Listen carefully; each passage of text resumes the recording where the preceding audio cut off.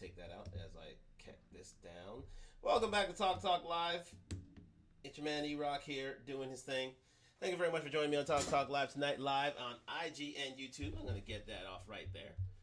And yes, go, nope, to the full cam. There we go. Going to the full cam. So welcome to Talk Talk Live, live on IG and YouTube. 1 second. I hope you had a great day and I hope you had a great start to the long weekend. Yes, indeed. We are back. We are live. We are live indeed. So thank you very much for joining me on Talk Talk Live. Sort of a different day for me today. But again, work as always. But all of a sudden, when I'm trying to send emails out, when I'm trying to get the show on the road, email's not complying for some reason. I don't know what's happened to Hotmail. I don't know if it's happened to you. But Hotmail decided just to have a hissy fit and not start working. So again, that is that I have to deal with. There we go. I'll just leave it there. Thank you for joining me on Talk Talk Live on IG and YouTube. Sponsored by Done Talk. Yes, the spring summer line is out now, like what I'm wearing right here. So go to duntalk.com, DUNTALK.com, and get yours now. Hoodies are available. Other accessories are available. Shorts, everything for the spring and summer is available now on Duntalk, DUNTALK.com. And yes, go and enjoy that. Yes, we are dealing with that right now. So, hope you had a great day. Hope you had a good long end of the week. For those living in Canada, those living in Commonwealth countries, I know Good Friday is a holiday. I don't know if it is in the States. I think it may be, but I don't think it is for the most part. But again, because of the separation of church and state. But if you are American and wish to correct me, please do. And again, we are back. We are live. We are live on Talk Talk Live. Let me make sure I got my mic up and running. It looks like it is going. Yes, indeed it is. Ha, ha, ha. Yes, indeed. Make sure that running smooth. Much better, Mike. Yes, indeed.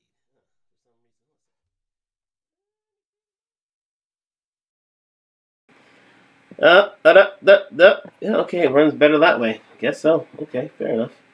Well, that shuts that down. That shuts the power down on the mic. You can hear me there, but you can't hear me on the mic. So again, I need to put it back in.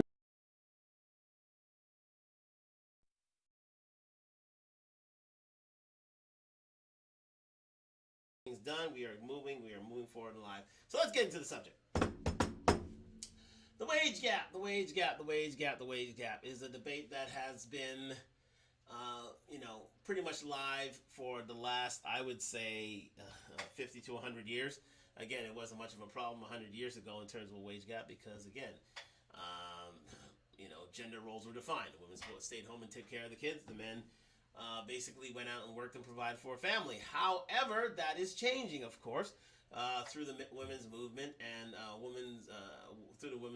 feminists pushing for gender rights and roles in the workplace to a point where now there are laws on the books, I would say everywhere around the world, in which you cannot pay, in which is equal pay of equal value. So therefore, you cannot pay a woman less for a job, for a similar job. Can't do it. Not anywhere in the world can you do it. And if it is, then it's pretty much run out and outlawed there. Let me just change that there for a second. Thank you very much for joining me in Talk Talk Live. So, again, that is the deal here in terms of the gender gap. It's supposedly closed, but again, through research and through different agencies, it is seen that there is indeed a pay gap where it's from 7 to 80. It's seen as 70 to 80% on the dollar. Women are paid less than men. And let's get into it here on Talk Talk Live. I have a few sources because I'm one who likes to present a balanced argument, present both sides of an argument. Yes. So again, we want to get into why there is a pay gap, and then we'll get into why there isn't a pay gap, and then I will give you my conclusion as to why there is indeed not a wage gap. So thank you very much for joining me in Talk Live. But I'm willing to listen to both sides. I have some research on that here, which is readily available. So let's get into it right here. First off, we're gonna present the argument of why there is a gender gap when it comes to women. This comes from let me just get this restarted here because I don't know what the hell went wrong there. But this came from Vox, I believe, and this is their theory on the gender gap. And what they say here in terms of the gender gap is that indeed, because women have been socialized to take certain roles, and because women don't have flexible hours, that's the reason for the gap. So we're going to get into it right now here on Talk Live. Thank you very much for joining me. And like, subscribe, comment, we're on the road to 1,000 subscribers. In the United States, there's this one statistic you see all the time. Women earn 79 cents for every dollar men make. And while that statistic is factually correct, there's a lot it doesn't tell you. It simply compares the median wages of men and women who work full-time. It doesn't tell you how the wage gap plays out for women with different educational levels or different ages who work in different fields. And you need that information if you want to start closing the wage gap. Part of the wage gap reflects the fact that women are concentrated in lower paying occupations. But to fully understand the issue, you have to look within occupations too. Back in 2009, 3 economists set out to understand the wage gap by following a group of MBA graduates from the University of Chicago's Booth School of Business. They looked at thousands of men and women who graduated between 1990 and 2006. And their data showed that men had slightly higher salaries right out of the gate. 1 year out of business school, women were making an average salary of $115,000, while men earned $130,000. But 9 years out of business school, things looked really different. Men were earning an average salary of $400,000, while women were earning 60% less, $250,000 on average. The gap had widened considerably. But research suggests the gap doesn't stay that wide, that it shrinks as women enter middle age. This chart shows how the wage gap for college graduates changes as women age. The lower the line, the bigger the wage gap between men and women. If you look at women born in 1973, you can see the wage gap growing as they go from their mid-20s to their mid-30s. Better than previous generations, but heading in the same direction. Same thing for women born in 1968. The pay difference between men and women continues to grow as they move from their mid-30s to their mid-40s. And for women born in 1948, things started off the same. The gap widens as they get older, but then all of a sudden it starts shrinking. As women approach their 50s and 60s, the difference between men's and women's salaries actually gets smaller and smaller, which makes sense if you think about what often happens during a woman's 20s and 30s. In the Chicago MBA study, women with kids had a wage gap twice as large as women without. The truth is that women still take on a disproportionate share of child-rearing tasks. A survey from Pew found that in 2-parent households, women did more than men when it came to managing kids' schedules, taking care of them when they're sick, and handling the majority of household chores. And that was a survey where both parents worked full-time. But these additional responsibilities, they seem to hurt some women more than others. This is a really key research finding from Claudia Golden, an economist at Harvard, who is a leading researcher on the gender wage gap. She shows this by exploring how gender pay gaps vary in different fields, and this is one of her charts. Each of the dots is a different higher paying job. The lower the dot, the larger the gender pay gap, and the further to the right, the more the job pays, based on the average income of men in that job. These green dots represent jobs in the tech sector, and for the most part, the jobs are pretty close to the zero line, meaning the difference in pay for men and women is really small. The same is true for jobs in science, the yellow dots. But look at these red dots. They represent jobs in business, and they're mostly clustered towards the middle and the bottom of the chart, meaning they have some of the largest wage gaps. And there's a fairly simple way to explain some of these differences. Some jobs require really specific hours, and others are more flexible. Take your prototypical businesswoman. Maybe she's a venture capitalist, maybe she's an accountant. Either way, she has a pretty standard 9-to-5 schedule, so she can meet with other business people or with clients, and if she's not available to her clients when they need her, her bosses won't think she's doing a good job. Now, compare that to a scientist who works in a lab. Most of her work is self-directed, and it doesn't really matter when she runs her experiments, as long as she gets them done. If she gets her work done, her bosses think she's doing a good job. For the millions of women in jobs that demand very specific hours, the wage gap is larger than it is for women in jobs with more flexible hours. And there's one job where we can see this really clearly. In the 1970s, women pharmacists earned about 66% of what men did. Pharmacies used to be mostly independent businesses, where a single pharmacist might be responsible for keeping a shop open whenever people needed it. Today, most pharmacies are owned by large chains, and they stay open longer, which means they need more pharmacists. Women pharmacists now have a lot more options, and a 6 a.m. to 2 p.m. shift is just as good as a 9 to 5 shift. Nobody really gets rewarded for working exceptionally long hours. And the wage gap for pharmacists has shrunk dramatically. Today, female pharmacists make 92% of what their male counterparts do. Of course, we can't all be pharmacists. There will always be jobs where it's important to work particular hours. But there are also lots of jobs where hours could potentially become more flexible than they are right now. And the research tells us that the more we can make that work, the more the wage gap is going to shrink. So we leave it there, right there. So what Vox is saying here is, and the narrator is saying, is that because jobs are inflexible or work are based in a certain amount of hours, that men would always benefit from that and not women. And also what they're saying is the fact that because when it comes to science, technology, engineering, and math, there's not so much of a change there. However, in business, there are wider gaps in terms of wage gap. But and these are all valid arguments. I understand. I take that all currently into account. However, sorry, that went a little high pitched. What really this wage gap doesn't take into account, especially when it comes to business, is the fact that men are less risk averse in terms of their position, and men would demand more in terms of their wages than women would. A lot of women would rather would not push for more money in certain conditions. Again, in these certain circumstances, again, women take more time off, and again, more importantly, is the fact that men are more risk averse, especially if we wind back the subject here to the graph in terms of the difference between men and women in terms of salaries of MBA of those who receive MBAs 9 years out of business school. These are usually the times when men would indeed start owning their own businesses, start making their own money, and start risking a bit more in order to get paid more. A lot of women would tend not. I mean, there are business women indeed, but there are a lot of women who wouldn't take such risks because they want to be involved with giving birth to a child or having a child, or in and of itself, they don't want to be involved in taking a risk in terms of opening a business and start something out. I mean, and start something of their own. And that's the difference.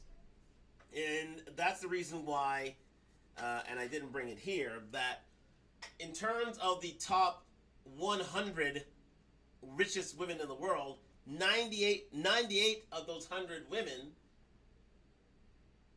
received their largesse from divorces from men, from their male counterparts.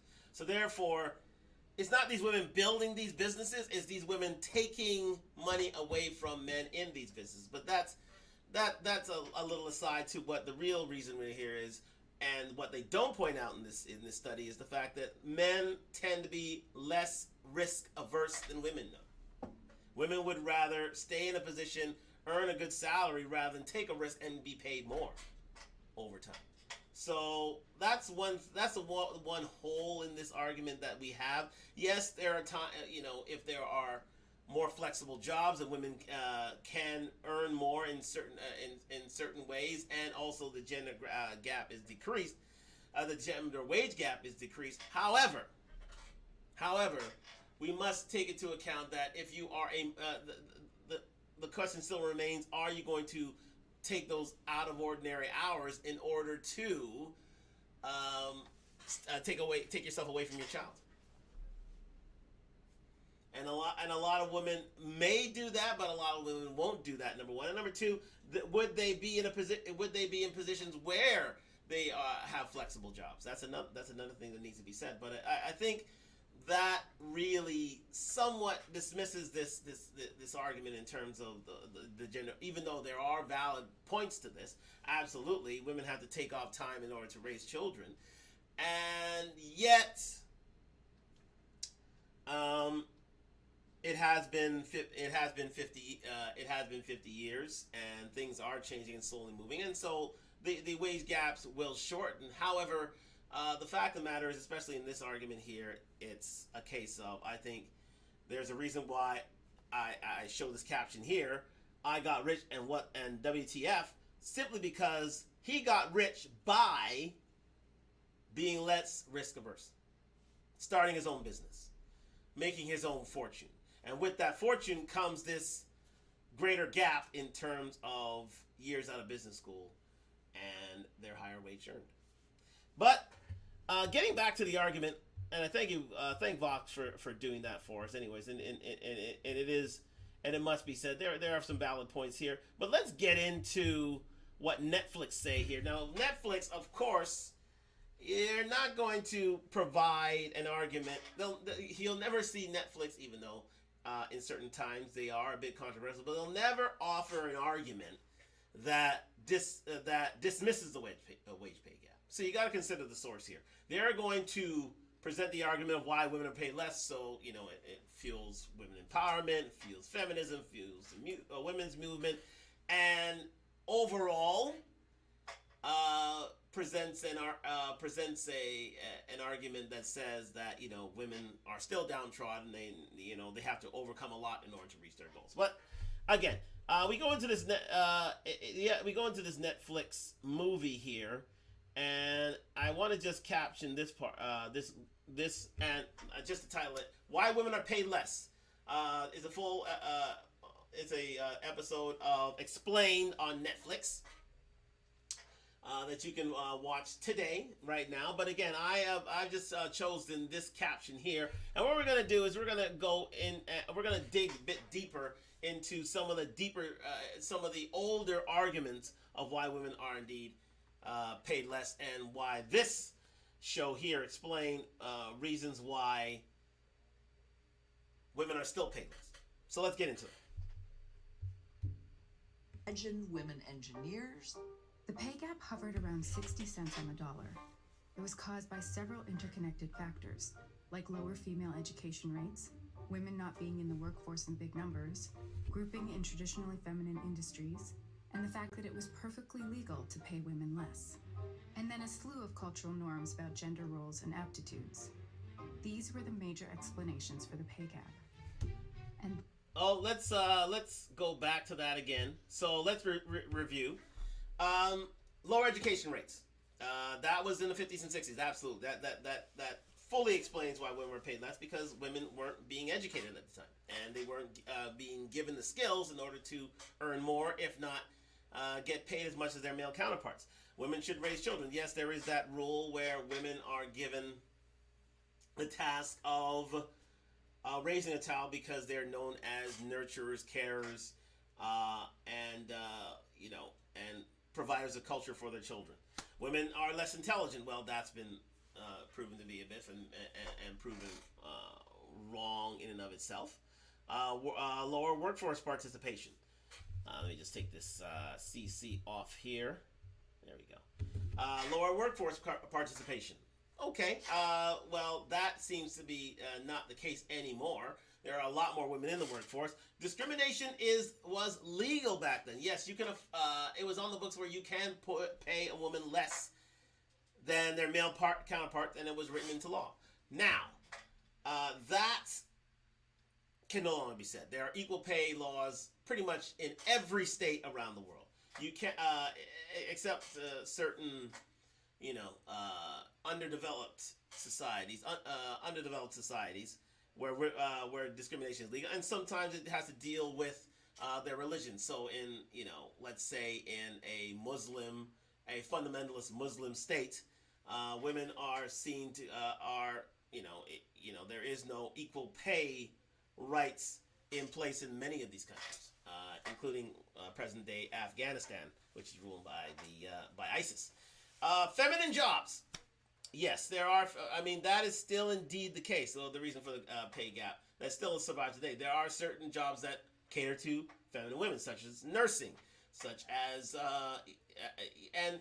such as nursing, such as cleaner jobs, office jobs as well, such as being an assistant, being an executive assistant. These are all jobs that are quoted as being female in description. Women can hold power. Well, that's been dismissed these days, and women should be homemakers, and that's also been dismissed. So again, judging from all these things, that was a reason for the pay gap in the 50s and 60s. But we move on to what happened when the women's movement came around. These were the major explanations for the pay gap. And then, in just a few decades, things changed. The battle cry of the women's liberation movement rings out down New York's Fifth Avenue. The first woman to receive the highest honor of the National Geographic Society. The House broke into spontaneous applause. Benazir Bhutto, their new Prime Minister. This is a first American woman in space. The first woman ever nominated to the Supreme Court. The first woman ever to run on a presidential ticket. The candidacy has said to women, the doors of opportunity are open. Women are out earning men in college degrees and advanced degrees. Women are being engaged to bring the next generation along. Maybe for the first time in history, women are actually outnumbering men in the workplace. This was just a sea change. To see women competing for scholarships I couldn't have competed for, going to schools that were not open to women, taking on jobs that were closed to women. That's changed just unbelievably. Many of the factors that were causing the pay gap shrunk, except for one. But what has stayed? Now, let's pause it right here. Now, that's what the whole premise of this show was, the Why Women Are Paid Less Explained Netflix show. They say that because women were given the responsibility of child rearing, that has held them back in terms of receiving equal pay in the workforce. Because if a woman wanted a child, she'd have to leave the workforce, so it didn't benefit a business to pay her more, because eventually, if she was of childbirth age, she'd leave the workforce in order to raise her children. So it's more gender based. However, getting back to it, I think a few of those other factors still remain, and that's to the reason why women are indeed paid less. And we'll see it as we go on later in this show. There are, things like feminine jobs, things like women raising children, things like also women choosing certain occupations. These all add into a gender wage gap. And again, it's illegal to pay a woman less than a man. It's illegal. You can't do it. No employer can do it. And if that indeed was the case, why wouldn't women be hired more than men in terms of jobs? That has to be said. But again, we'll delve into that a bit deeper as we go on in the show. Is that women bear children, they are assumed to be the primary caregiver. Even as women became doctors and lawyers and heads of state, the popular expectation remained in society that they would still do most of the work of raising children. In the United States, in the UK, even in progressive Scandinavian countries, surveys today show that only a fraction of the population thinks women should work full-time when they have young kids. When it comes to men, the expectation flips. 70% of Americans think that new fathers should work full-time. There still is a considerable percentage of people, not just in our country, but around the world, who really think once you're a mom, you shouldn't be in the workplace. And that's been proven wrong, short-sighted, over and over again. I learned after I went back when my time was constrained, not by my employer, but by me, because I wanted to get home to that baby and spend time with her, that I could actually get a lot of work done in 15 minutes. Like, I would take any opportunity to work. I've become, I think, a much better employee since I've had children. But even when a mother does work full-time, just like her male partner, she spends 9 hours a week more than him on childcare and housework. Over a year, that's the equivalent of an extra 3 months of a full-time job. This is the heart of the pay gap. And to understand... And there it is. The heart of the pay gap is the fact that, as she said, women have to spend so much time in terms of child rearing, and with that, that takes away from the amount of money they can earn at home, and with that, as she said, that's over a year. That's the equivalent of 3 months worth of pay, and that's where the gap lies, in the fact that women are noted as being child bearers and child rearers,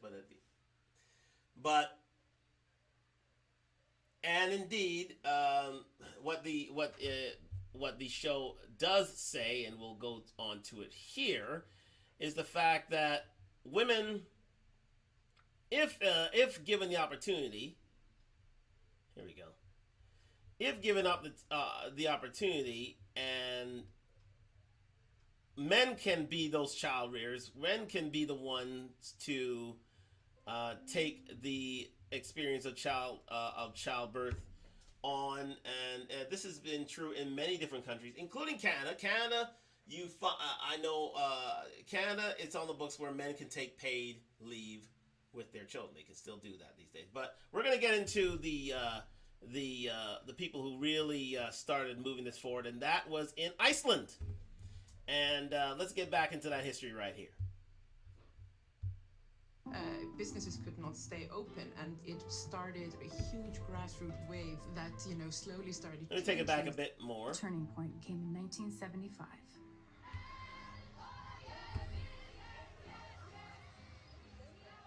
The year before I was born, the women of Iceland actually left their workplaces and went out on the streets in order to object to the gender pay gap.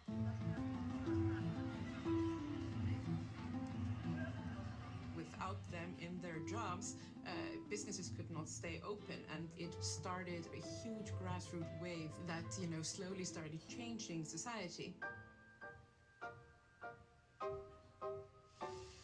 The first result was really that women became a lot more visible in the political field. In 1980, 5 years after the strike, Iceland voted in the world's first democratically elected female president. The number of women in the Icelandic parliament skyrocketed. Then really, in the years to follow, you see policy changes.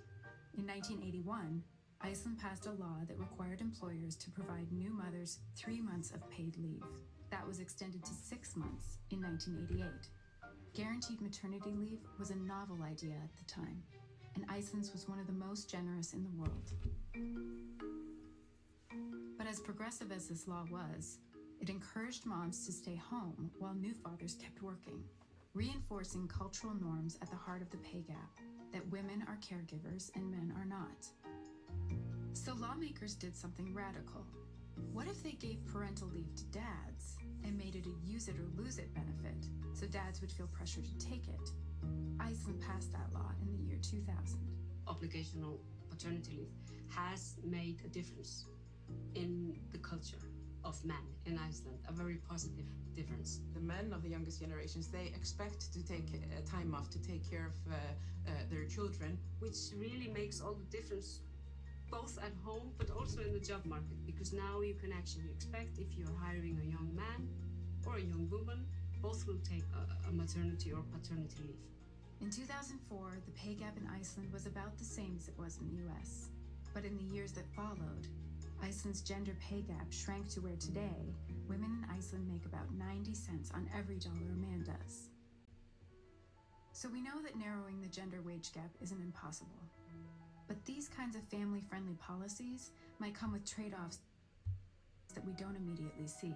These are benefits. Having more of these choices available are great things. We should not expect them to come for free. Some women elect to have children, some don't. And some men elect to have children, some don't. Can I look at the person who elected not to have children say, you got to pay for it in some way. If a mother takes off a lot of time, what does the small business person do who only has 3 employees? I don't want to penalize a mother, but you also don't want to penalize a small business owner. It's not the same with a giant corporation because they have enormously more flexibility in sort of filling positions, and it doesn't hurt the bottom line. And while it might not be the biggest reason women are paid less than men, and it varies significantly across countries and industries, women still don't get equal pay for equal work. There is an irreducible percentage that is due to discrimination. It's just very clear that much of what the workplace favors men. I've watched it in many different settings where, you know, the guy you talk sports with, the guy you go golfing with, he's somebody that you get more familiar with and you're comfortable around. But that kind of discrimination has declined over the decades as more women entered the workplace and the culture shifted. Changing the expectation that women should be the ones to raise children will require another cultural shift. And in the view of many who work on this issue, that shift begins with men. Until we think of men and women as both caregivers and breadwinners, we're not going to get there. Because as long as it's a woman problem, then we are reinforcing that stereotype that care is her job. It'll only be less of a burden on women when men feel comfortable saying, hey, I'm going to that parent-teacher conference. I'm not leaving it to my wife. Or, hey, I really want to go to this well baby checkup. They're going to get their vaccinations. I want to be there. The wage gap is not just a woman's issue. It's a family issue. Women have... So, let's leave it there. Again, some valid points being made on that, in that, you know, it's a social stigma where women are asked to be the primary caregivers of children, and men have been asked to go out and work. And not only that, it's since you know, the workforce is quote unquote predominantly dominated by men, even though there are more women in the workforce than ever before, and that will ever increase. That there's a familiarity of men at work, so therefore they would much rather favor them than men. But as we will see over time, there are reasons why men are favored to women in the workforce, unfortunately. But one truism that they did say here is the fact that it takes a 2-parent household to survive in this country. There's no doubt about that. It takes it takes 2 incomes to really thrive in any workforce, and especially nowadays, especially in these times of high inflation. You need 2 incomes in order for a family to live a rather comfortable means. Goes without saying, unless the man is you know, one of those 5 to 10% of the population that earns 6 figures or more on a regular basis, and only then can you say, you know, a woman can indeed stay at home, but can indeed be there to raise a family, especially if he's a high value man and a man who can whose salary can carry a family. And remember this, ladies. The fact of the matter is, are women willing to be primary caregivers of men? Are they willing to be breadwinners? Men have already been built to be breadwinners. Women, for the most part, are built to carry themselves and their children, but not the men in which they live. Women want traditional men for the most part. Do you remember that? They want a man to be making 6 figures. They want a man to be a primary caregiver. However, when a man asks a woman to be to help with the children, they don't. They, like the women in this episode, say, you know, I'd rather you take care of take care of the child. So it remains to be seen if women can be a primary caregiver over time, and has been seen over time, especially in this modern age, especially in the age of modern women, in the age of feminism, the age of the women's movement, and the age of an emerging gynocracy, especially in developed countries. What you find is they want a man to be earning more, if not earning as much, if not more than them. So therefore, if they don't, they, so there's a lot of ironies here. There's a lot of, you want a man to be earning more, if not as much, if not more than you. You want him to be a breadwinner, and yet you want him to help out in terms of family, especially if he can be the best man he could be, and to be a high value man. You want him to still be there to take care of children, and that's simply not the case. You can't have both worlds here, unfortunately. Or fortunately. You can't have both worlds. And the fact that women are seen as caregivers because they're the ones, as caregivers for children, because they're the ones who give birth to children. But then again, that's another subject we can discuss altogether, and we will get into it later on in this show. So I thank Netflix for that. And that was an enlightening point, in that with men given greater opportunities for child rearing, then women can enter the workforce, and then therefore the wage gap shrinks, even though there's still a wage gap, which we'll get into the reason for that in a bit. So let's see if there's any comments here within the chat. Let me see. No, we're still good. Oh, we got a viewer here. Okay, excellent. So let's get into another stage here. Thank you very much for joining me on Talk Live on IG and YouTube. We're on the road to 1,000 subscribers. Like, subscribe, comment. So we've discussed reasons for the wage gap as been offered by different people. Number one, flexibility of certain jobs. Number two, the fact that women,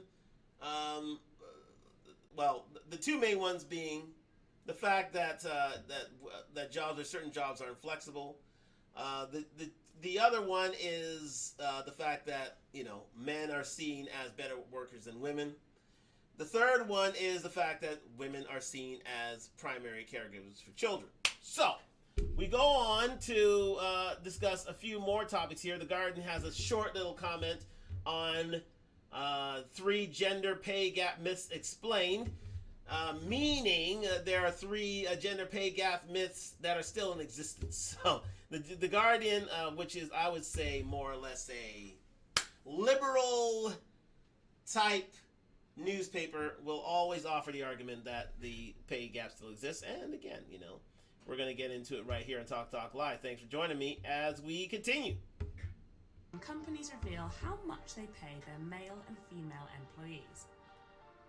But myths about the gender pay gap are still holding the conversation back. Men and women won't sort themselves into the same categories. So, what are some of the most common ones? 1. There is no gender pay gap. I'm hung up on the fact that these new pay gap measurements are incredibly misleading and frankly useless. None of them break down jobs, age, background. You have not proven any kind of gender pay gap. It is true that the information the gender pay gap reveals is limited. Data analysts work it out by taking all the men's wages, all the women's wages, and line them up from highest to lowest. They then compare the number in the middle, the median. Last year, the calculation revealed that the median woman is paid less than the median man across all sectors in the UK. Now that we know that, we can start to ask deeper questions like, why are there more women in lower paid jobs than men? 2. Women inevitably earn... Okay, let's get into it. Why are women in lower paying jobs than men? Remember, we cannot pay a woman less than a man in a job of similar description and of workers of the same experience. You can't pay them less. You cannot do it. You cannot do it. It's against the law.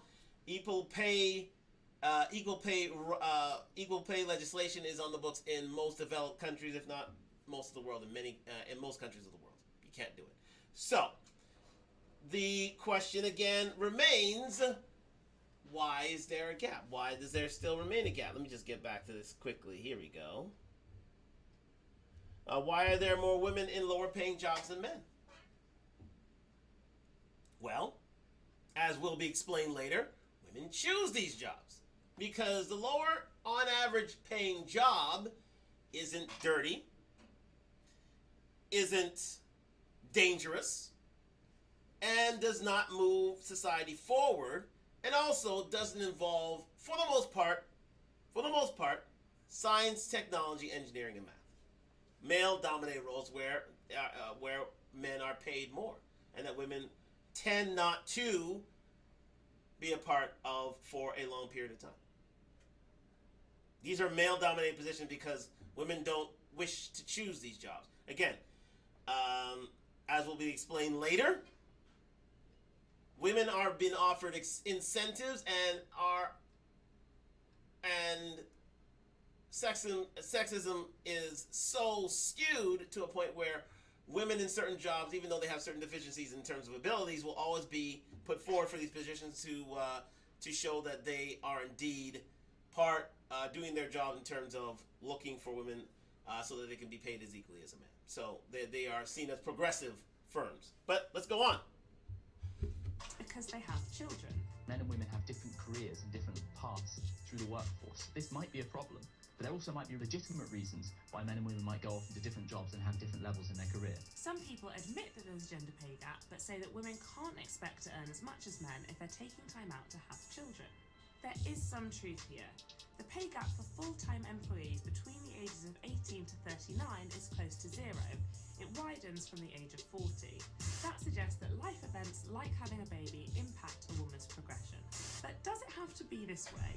Men also have children, but the impact on their careers is virtually non-existent. That doesn't mean they don't pay a price though. Many men say, well, I have work and I support my family, but I see my family very little. I would like to be much more involved. So what's the alternative? In other European countries, they have a dedicated leave period just for dads that's properly paid, so it reflects their salaries more accurate. As we've seen in the example on the Netflix show, where there are legislation on the books where men have been incentivized to take paid leave. So men take paid leave, which allows women in the workforce so that it can shorten the gap, the wage gap between women and men. So it's not as if life is and the workforce is not exactly working in favor. It's not as if the laws aren't in pushing and closing the gap between men and women. The fact of the matter is, for most societies and still in most genders, and it has been traditional from time immemorial, women are seen as the ones who give birth to children, and therefore they're seen as being the greater caregivers of women because of their personalities, in terms of their personality and their temperance and that sort of thing. And it also shows up in the jobs that they do. And we'll get into that a bit later. But let's go on. And then more dads take it. They then get more involved in the business of raising children at home. Businesses get more used to the fact that actually men might take time out of work as well as women, and that begins to change some of the perceptions of whether women are a risk in an organisation or not. But what holds this back as well, for the most part, before we get into the third point, what holds this back as well is that there are a lot more single mothers out there in society today. So even though women want their husbands to allow their husbands to take annual leave to raise their kids, the fact of the matter is women aren't choosing husbands, period. They're choosing to have, there are a lot more women who's choosing to have their children on their own. So therefore they have to deal with the trials and tribulations of child rearing without a partner. And without that partner, then this sort of pay gap would still remain because women have to take that leave in order to raise that child and so on and so forth. So there's that to think about. If women were continuing to be married, then indeed I think the pay gap shrinks. However, women are choosing to be single, so the pay gap stays artificially widened. Get my meaning? Let's continue. Women work in industries that pay less. I've already seen that in Scandinavia. It's 20 to 1 female nurses to male, something like that. Men and women won't sort themselves into the same categories if you leave them alone to do it of their own accord. People who argue that women become nurses because they're more nurturing by nature are ignoring the massive social and economic factors that shape the workforce. For example, there's an assumption that men have always been the main family providers, but this notion actually emerged in the mid-19th century. Women contributed to hard physical labour up until then, but the Industrial Revolution changed work for men and women. In 10, 20, 100 years from now, the workforce will look very different, and no one, including Jordan Peterson, knows the impact gender will have on career choices.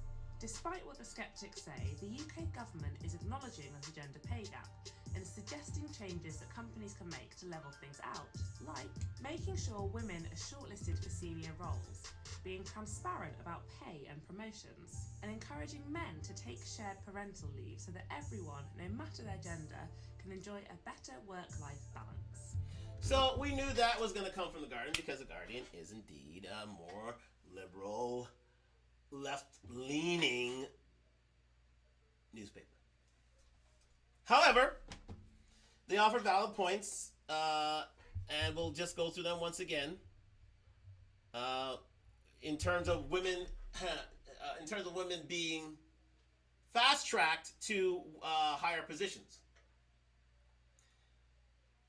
I think that still exists today. I think that very much exists today. However, it still doesn't explain the fact that women are still risk-averse in terms of starting their own businesses. The top 100 women in Fortune 500 companies, the top 100 richest women in the world, 98 of them received their largesse from a divorce settlement or from an inheritance. So this may change over time. Absolutely. I leave that point out there. However, it must be taken into account that it's been 50 years since the women's movement. It's been 50, well, I would say let's dumb that down a bit. It's, I'd say, been 20, 30 years since women have had the right to start their own businesses and to write their own tickets in terms of their fortune. Yet, we still see 98 of the richest 100 women out there being women who have received that fortune by inheritance or by divorce. That has to change. That has to change in order for the pay gap to shrink. And so therefore, women have to start taking more risks in terms of their position in life and start opening more businesses that can create more fortunes for themselves and therefore shrink the pay gap that much more. So, and also encouraging men to be take paid leave. The fact of the matter is, it still doesn't account for the fact that men are less risk averse, as we've already said. So let's move on. Thank you very much to The Guardian for that. So let's go into. So we've heard from the one side. We've heard from the fact that there is indeed a pay gap between men and women. Let's delve into the reason why there isn't a pay gap. Well, the three reasons for the pay gap we see here are the fact that one, there are businesses run in flexible hours, disallowing women to earn wages at any time of the day, or in positions or in different positions that allow for more flexible hours. So therefore, making the workforce more of a 24-hour society, and therefore allowing women to earn money at different times. Number two, the fact that women are asked to rear children for themselves and as seen as the primary caregivers for children, and the fact that men don't take active leave. That's the second thing. Number three is the fact that indeed, for the most part, let me just recall that, yes, is the fact that women are indeed asked to put into lower paying jobs. So therefore, when they earn lower paying jobs, they are indeed holding themselves back into earning much greater salaries, and therefore en masse, and therefore shortening the pay gap in and of itself. So, with that in mind, let's go to the other side of the argument. This is from Thomas Sowell, who is a noted economist and He's like Marmite, either love or hate him, love him or hate him. He's more of a conservative think tank on these certain issues, including discrimination, including different economies of scale, and also on this subject of the pay gap. And this was him in 1980. Now this is a bit dated. This YouTube short. However, it still exists. He was arguing back then that there was no pay gap in and of itself. And let's hear his argument. Agree with that, but you would also have to agree that generally speaking, women are paid less, for example, for the same jobs as men. No, I would not. I would not agree with that. If you're talking about women with the same number of years of experience, with the same continuous service, etc., then when I look at that, I don't find that disparity. I find, for example, in many cases, the women are making more, depending on how you break the data down. The difference with women is between married women and everybody else. That's the real difference. Well, even as to single women, the Census Bureau statistics, the most recent ones I could find, 1978, say that single men are earning $11,100 and single women are earning $9,300. Yes, I love the word single that is used. When I did my study, I didn't use single, I used never married. You see, a woman who is single at age 40, having spent 10 or 20 years raising children, is really not quite the same as a man of age 40 who's been working continuously for 20 years. And the differential she cited is not that great, so it could easily be accounted for by the Yes, because when I break them down the other way, I did this for the academic world, and there I found the women who are never married, which is the term the way I take it. There they were earning more than the men. And similarly, when the government did data some years ago on women who had been working continuously since high school into their 30s, there you found that they were making slightly more than men of the same description. So the difference is between married women and everybody else.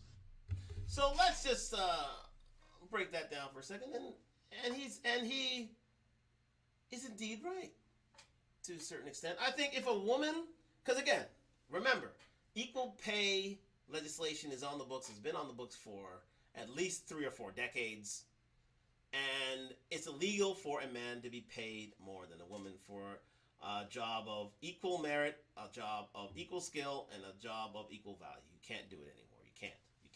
Or else you're going against equal light legislation. You can be sued for it. And the fact of the matter is, it's also been the case where, getting back to myself here, let me just put it back to me here. And it's also been the case where, these sort of things don't take into account. They only take into account single women. They don't take into account all women who are take time out to raise families as well. And if you take time out to raise families, as it has been said in the Netflix show, then there's you're missing 3 months of pay in those circumstances. So therefore, they've always pushed for men to also take paid leave so that it can even things up. However, the fact of the matter is, men can't have children. Just can't.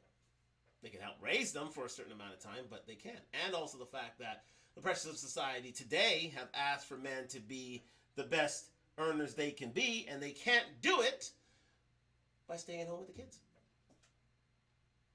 So the question remains, are women willing to be the breadwinners for a considerable period of time? And if you ask most modern women, no, they aren't.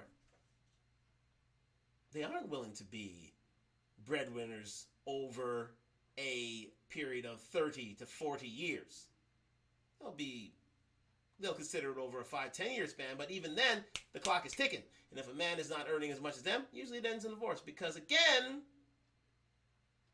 80% of divorces are 70-80% of divorces are led by women, and 80-90% of those divorces are from women who are college educated. These same women who are advocating for equal pay. You get me? Okay, let's move on. So there's no winning for a man to be at home for a long period of time, because a woman will see him as redundant and move on. Are you getting this now? Okay, so there's more of a disincentive than an incentive. We're going to go into if the pay gap is a big issue here from Good Morning Britain, featuring Piers Morgan. Piers is a love it or hate it sort of guy himself, and he's seen as more or less a conservative, but again, I think he makes some valid points on certain subjects, including this one. Does the gender pay gap exist? Let's move on to it right now. There is a big issue with gender pay. You don't think there is? No, I don't. I mean, I think the first point to make about these BBC stars is that their salaries are like telephone numbers. They're so far out of the league of normal people's Doesn't salaries. mean they shouldn't be paid equally, though, Well, does it? absolutely not, no. But I think what drives their pay is very different to normal people's salaries. So, for example, if you were working in a restaurant or a supermarket and you said to your boss, I'd like to negotiate my salary, you'd be shown the door. So in places like the BBC and for the celebrities who are working at the BBC, what drives their pay is very, very different. Well, hang on a moment. I would just like to say that I think Carrie Gracie would absolutely defend a woman at any level doing any sort of job, however they are paid, that they should have equal pay with a man doing the same But the job. point is, with how her do you equal compare? value. How do you say that these people are doing equal jobs? If you're working in a supermarket or in a shop or as a secretary, you're clearly doing the same work as somebody who's being paid as the same level, doing the same job as you. And if you're a BBC I mean, do we measure editor, this? if you're an international editor, so whether you're the editor of Middle East or whether you're the editor of North America, both of whom are men and were paid more, her argument was that if you are a BBC China editor or, you know, another international editor, but you're a woman, the fact you're a woman should not mean you're paid less. But the fact is that the American editor and the Middle Eastern editor are just on air an awful lot more. I mean, I'm In the context of BBC World, as to why that is. actually, Well, but that's an interesting point, isn't it, Sophie? Because there are lots of strands to this debate. Yeah. You know, Carrie Gracie, you've got to take my hat off to her. She's been very bold and courageous in doing what she's doing. And she makes a very valid point about equality on pay for commensurate jobs. Yes. What it doesn't allow for, it's a really interesting...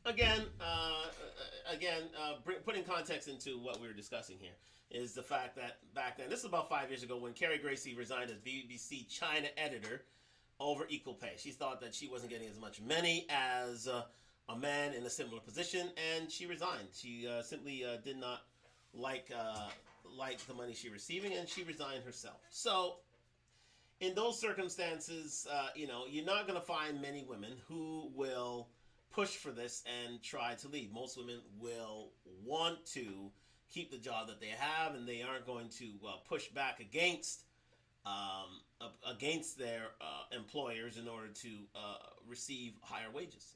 Most women are very much risk averse. This is an exception to the rule, but most women won't push for higher wages, and because they won't push for higher wages, the wage gap exists.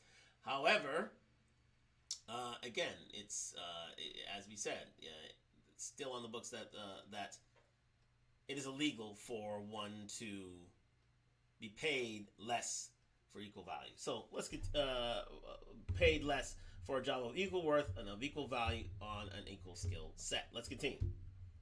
Interesting question is, I think, in football, you've got 11 guys on a team, right? They're all doing basically the same thing. They're kicking a ball around. Some will be earning 100 times as much as some of the others.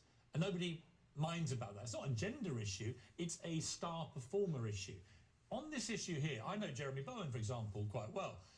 This is a guy who's been shot at in war zones. He's very famous. He's very respected, very renowned for what he does. I didn't even know really who Carrie Gracie was until last week. Not to denigrate her work, but just Jeremy Bowen is a very famous war correspondent. Is there not an element of that reality, of his star power, his ability to draw perhaps potentially a bigger audience that should be factored in? I think there's a whole load of things. You're right, there's a lot to unpick here. First of all, the BBC's done a very good job of muddying the waters here by making this about a pay gap rather than about a pay discrimination. Partly because it split its numbers, so it did a separate audit of all of its top earners, which meant that when it did its pay gap review, it could then do it just based on staff and say, oh, look, we've only got a pay gap of 9%. Pay discrimination is illegal, right? It is illegal. And that is why the BBC keeps trying to talk about the pay gap instead, because that's not illegal. However, Carrie Gracie is a very senior journalist.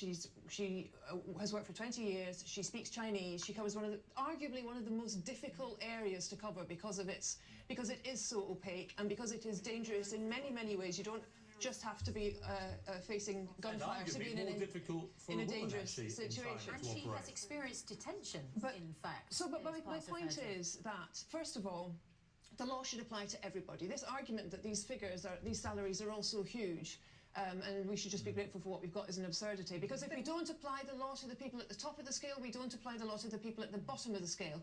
And frankly, there are many women who have been watching Carrie Gracie thinking, thank you, I can't walk out of my job. I can't complain about my pay discrimination. I don't have the leverage that she does, but she is enabling us to have this conversation. She can set a marker for exactly those women, Dr. Williams, that you were talking about. But the fact is that there are a lot of people who I know who are looking at Carrie Gracie having turned down a £45,000 pay rise and thinking, wow, that is more than I would ever hope to get paid. And Carrie Gracie was not asking for... Again, brings to the idea to the fore that this is one of the few women who actually fought against only having a £45,000 pay rise. Many women won't bargain for further wages, as Ms. Grant? Is it Miss? Let's see here. I believe it's Ms. Grant here. Yes.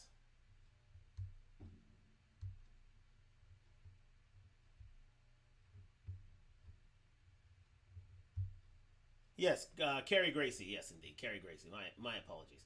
So, not a lot of women would fight for greater wages in this instance, as did Carrie Gracie. And the fact of the matter is, because of that, the pay gap still exists. I think over time that will narrow things, yes, but a pay gap will still be in existence. Simply because, not because of this, not because just in this instance, but because there are other things at play that we'll get into in a bit. However, this is an exception, and the exception doesn't disprove the rule that there is indeed a pay gap and why there is an existence of a pay gap. But let's continue. But the fact is that there are a lot of people who I know who are looking at Carrie Gracie having turned down a £45,000 pay rise and thinking, wow, that is more than I would ever hope to get paid. And Carrie Gracie was not asking for a pay rise. She wasn't asking for equal pay. And the other point that I'd like to make is at the end, where Joanna's argument takes you to say that this is just about individual choice, you would have to then presume that the majority of women, of black, Asian, minority, ethnic people, particularly women, disabled people, working class people, are somehow all choosing to work in lower paid jobs to be less promoted. This is about individual choice. I think the other thing, I haven't said that this is about individual choice. On say the X Factor or Britain's Got Talent panel, you've got Simon Cowell, and then you've got the others, right? Is it fair and proper and right that Simon Cowell should get paid exactly the same as the other judges? Or is it right and proper, as I would argue, that he brings probably 2/3 of that audience, they're his shows, he created them, he's the genius driving it, and he's the reason most people watch. So should he not be entitled, even though apparently, rather like with Carrie Gracie and the others, he's doing exactly the same thing?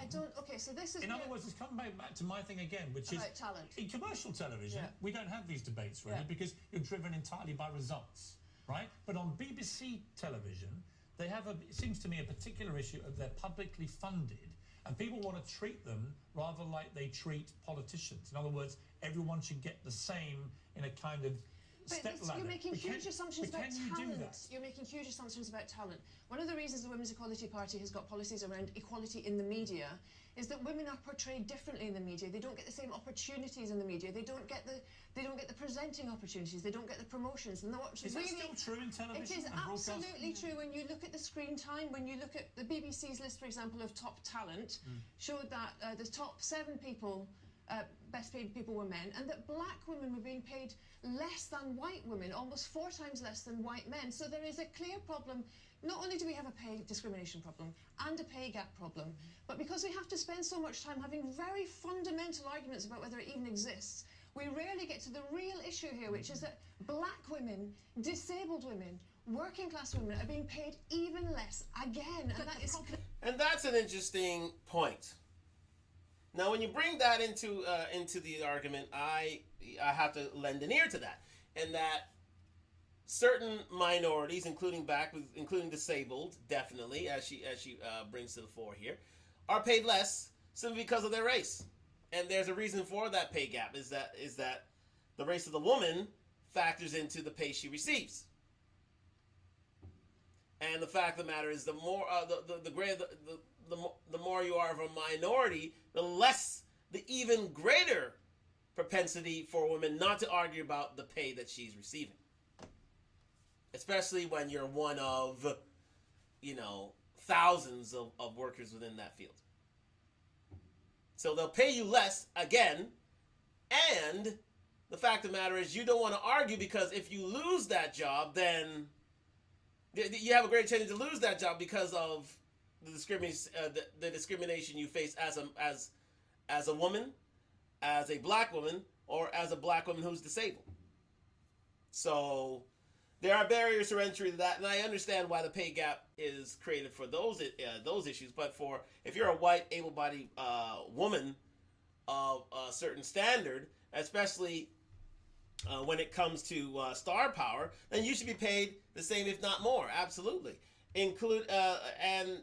But the fact of the matter is, star power is so fleeting for, there's a lot of star power in terms of women, but definitely in terms of men, because men not only tend to be, but it's changing, men tend to be not only the stars, but also the creators of their own ventures as well.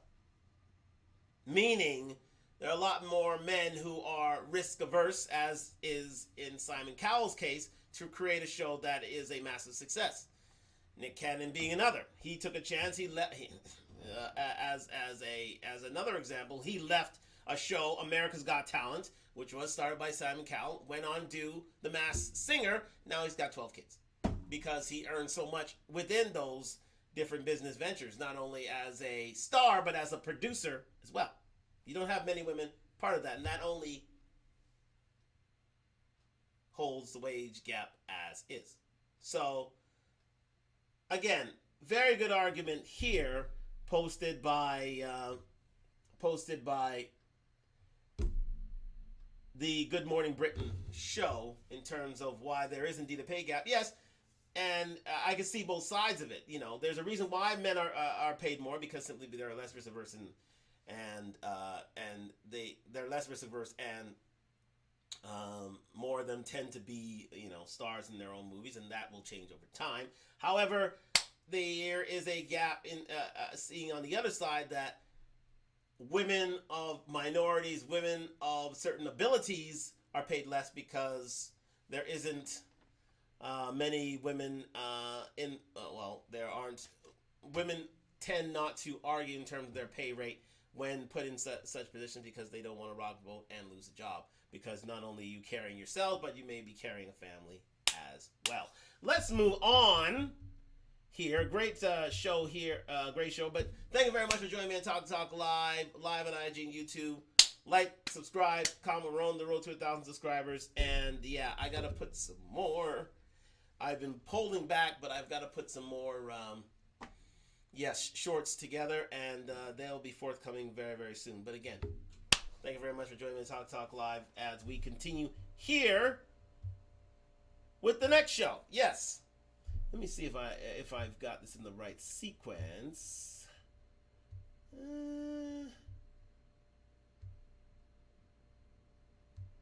Yeah, I think we're good here. I think we're good. So we're gonna get into. Oh yes, hold on just a second. Let me make sure that I have that as well. I did not do that here, and I should have. But I'm gonna let that play, and let me just add this here. Yes, indeed. And I should have had that highlighted. I thought it did, but not necessarily. So let me see if no, I didn't. I did not. But thank you very much for joining me on Talk Live on IG and YouTube. I'm just gonna make a short audible here. Hopefully that yes, here we go. Let's see. just want to make it short audible here. So let me get to that right here, right now. Hopefully it'll come through. But again, a very, very good debate here. I want to hear both sides of the coin. But again, we're just getting to the latter part of the debate and why the wage gap exists between men and women, and it's not just because of discriminatory practices. So we're getting on to why there is no wage gap at all.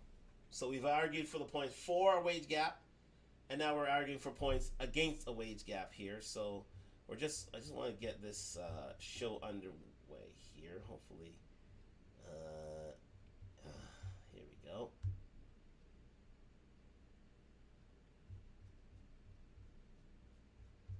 Doesn't seem to want to get running here, but we're gonna go into the show itself. I thought I would be able to get there, but it's not exactly working out for me at the moment. But anyways, let's move on here to Fresh and Fit. Another controversial twosome here. Very, very well known in the YouTube space. These guys are very successful in terms of here, bringing such ideas and discussion points to the masses. So, and we're talking about, and these guys have always advocated for the reason why there isn't a pay gap at all, and it is due to certain choices that women make in the workforce. So let us continue that point right here and now on Talk Talk Live. Thank you for joining me on Talk Talk Live on IG and YouTube. So like, subscribe, comment. We're on the road to 1,000 subscribers, and I don't know why it is not coming up for some reason. Oh my god. Okay, that works. Oh, fantastic. Okay, so we got one watching here. Okay, so let's move on. All right. So, all right.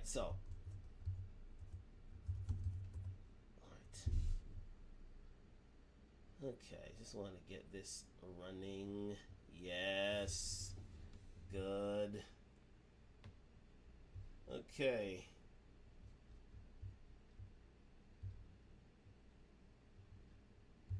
Here we go.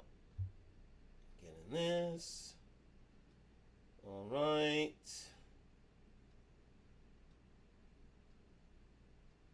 So I want to take up a search subject, but anyways, we're gonna let this thing load here. We're gonna play this in the background about why there isn't a wage gap from Fresh and Fit. So thank you very much for joining me on Talk Talk Live. Let's go. Is a myth between men and women. It's It typically states that women earn about 80 cents on the dollar that every man earns.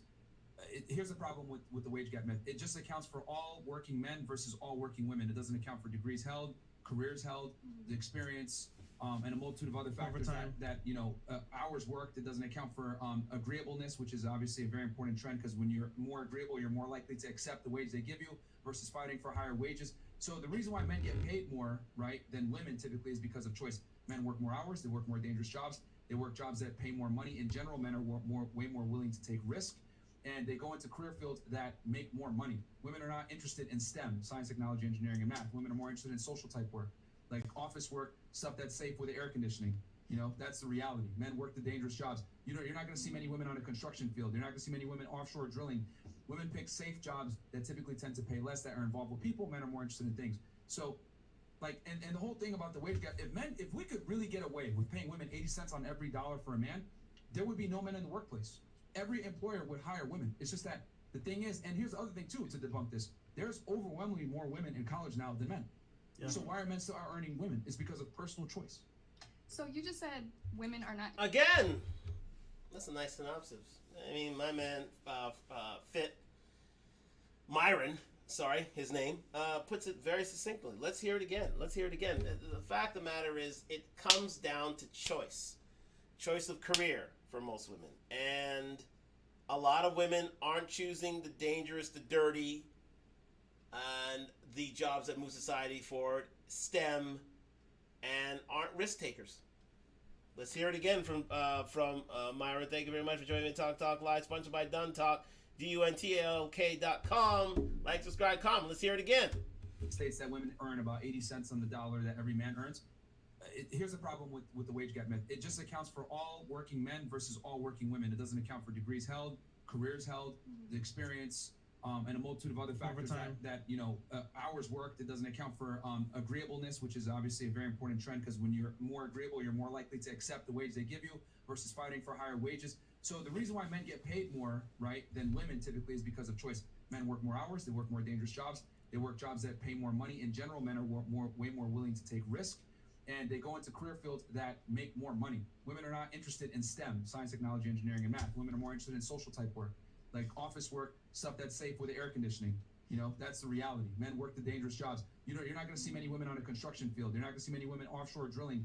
Women pick safe jobs that typically tend to pay less, that are involved with people. Men are more interested in things. So, and the whole thing about the wage gap, if we could really get away with paying women 80 cents on every dollar for a man, there would be no men in the workplace.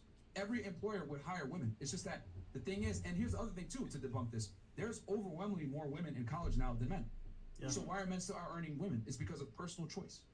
So you just said women are not interested in STEM. The reason we have scholarships for women for STEM, you can look it up, there's programs for it, is because the society that men created, the patriarchy, condition men to go towards those jobs, the riskier jobs, the higher paying jobs, the jobs that they have the connections in, the boys clubs in. Women have not been able to penetrate into those fields. It's and I'm sure Myron will answer that question. It's illegal to disallow women from a certain position. Again, it goes to the equal pay gap. It goes to work discrimination law. That's pretty much in most developed countries, if not around the world. You can't discriminate a woman from applying to a job that men are in, because again, you could be fined seriously for doing that. But so for her to have that patriarchy argument 30, 40, 50 years ago, totally agree. But these days that can't happen, as will be explained by Myron here. Because of society. No. So hold on, let me get the society, straight. though. It's not true. I mean, I'll be quiet. Like, whatever. No, you go ahead. I was just gonna say, like, I actually, like, 3 weeks ago, I had a friend who is in a construction job, right? And he has to go underwater and, like, repair pipes, right? That's his job. And majority of the women on his team do not want to do that job. He passed. He died, And it's like majority of those women did not want to do that job because it's a risky job. Now, he's a man. He did that job and he died. He literally died. So it's like, he got paid more. And it's like, it's kind of sad and it's unfortunate. But at the end of the day, like, women can't take those same risks as men can. Women are in the army. Here's the thing. Women, and that's the truth. And what she says is absolutely true there. Women are not willing to take a job that they could die in. That remains abundantly clear and abundantly true. Women won't take dangerous jobs. Women won't take jobs that they could die on. A construction job that's underwater. You can die with that. A fishing job that can throw you in treacherous seas. Most women won't take that job. They won't take that job. That's a dangerous job. Going on high tension wires, or going up electrical towers in order to fix electricity. Most women won't take those jobs. Those are dangerous jobs that people don't come home from every day. Construction jobs where people are pouring cement. One false move, you die there. Women are willing to take jobs that they die from. These jobs pay highly. And so, that's another reason for the gap. If women took more dangerous jobs, you'll see that gap shrink immensely. They won't take dangerous jobs like that, just like she described. Women want safe jobs. Women want office jobs. Women want jobs where the probability of death is extremely low.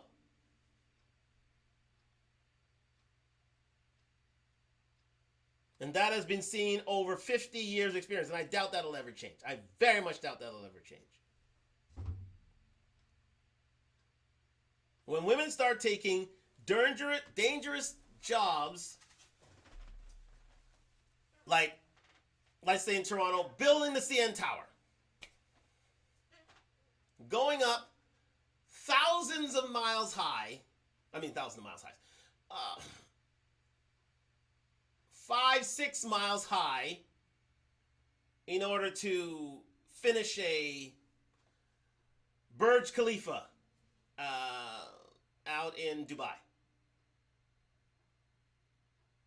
When women start doing those jobs, they'll get paid more. Absolutely. Let's continue.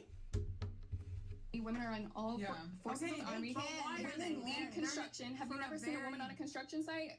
For a Miss very different Pathological liar, reason. like, just be quiet. Miss It's Pathological not a different liar. reason. Talking about your Why friend is- this, your friend that, your friend Hold drink. on. Like, Hold on. Guys. Let her finish her point. We don't need the attitude, okay? No, Let her finish her seriously. point, then you can go ahead and rebut what she has to say. Look, I didn't Please come on finish this your podcast finish. to pathologically lie. Yeah, go ahead. Continue. I'm just saying that, like, he took that life, like, it's a very, look, I'm not gonna fucking sit here and cry because it's something that's emotional to me, but I'm making the point that it's like, women aren't willing to take those jobs. Okay. You know, like, they aren't. It's a very, like, men are willing to give up their lives all the time for women, for their families, for jobs, for religion, for any reason. Like, men are more likely to give up their lives than women are. Okay. So it's go like, ahead. A very good point she raises there. Men are willing to die for their families in order to put food on the table. Every single day. Ask a woman to do that. Go ahead. Ask a random woman if they're willing to die to put food on the table for their family. You'll probably get a blank stare. You'll probably be consider that exceedingly out of the ordinary and out of character. So, thank you, GSX Gaming. Yes, sir. Talk Live. Yes, indeed. But yeah, you consider that exceedingly out of character. I hope I got my browser on there. But anyways, we're back on Talk Live here. Yes. So, with that in mind, we have to understand why the pay. This is one of the big reasons why the pay gap still exists. Because the dangerous and the dangerous jobs, the dirty jobs, are the jobs that get paid a lot, and women aren't willing to do those jobs. What's your response to that? it's historical. Well, go ahead. Seriously. I And then never I'll turn said it to you. I never I'm not said men don't pathological do liar. those Let her jobs. finish. You made your point. Go ahead. First of all, my initial argument wasn't with you anyways. It's just you chimed in, but I was saying. Well, No, she's nobody- augmenting because we're saying the wage gap Yes. doesn't exist, and you're arguing that it does. Yes, Go ahead. and nobody negated the fact that men do dangerous jobs in the army, construction, whatever, Mhm. so on and so forth. But to say women don't take those jobs, if you've never seen a woman on a construction site, I have. Like, if you haven't seen women lawyers, most of the lawyers in my firm are women. Like, this is anecdotal evidence. Everything, like everything is just going off people's word. So Okay. And then you had something. Here's the thing about law jobs. Law jobs aren't dangerous. Law jobs aren't risky. Law jobs are in safe environments. You're not going to find a high death rate doing a legal job. You'll find a high death rate in a construction job, though. And yes, they are starting to employ initiatives so that more women are employed in these jobs, but you're not finding a lot of women taking these jobs because they don't want to deal with dirt and danger. If it involves dirt and danger, women would rather not be there. But if a man has to feed his family and he has to work in a risky position, he'll do it. I remember what the argument was before she started talking. Okay. But- So here's the thing. Oh, the wage like, gap. Yeah. So you're saying you've seen women on construction sites and stuff like that, right?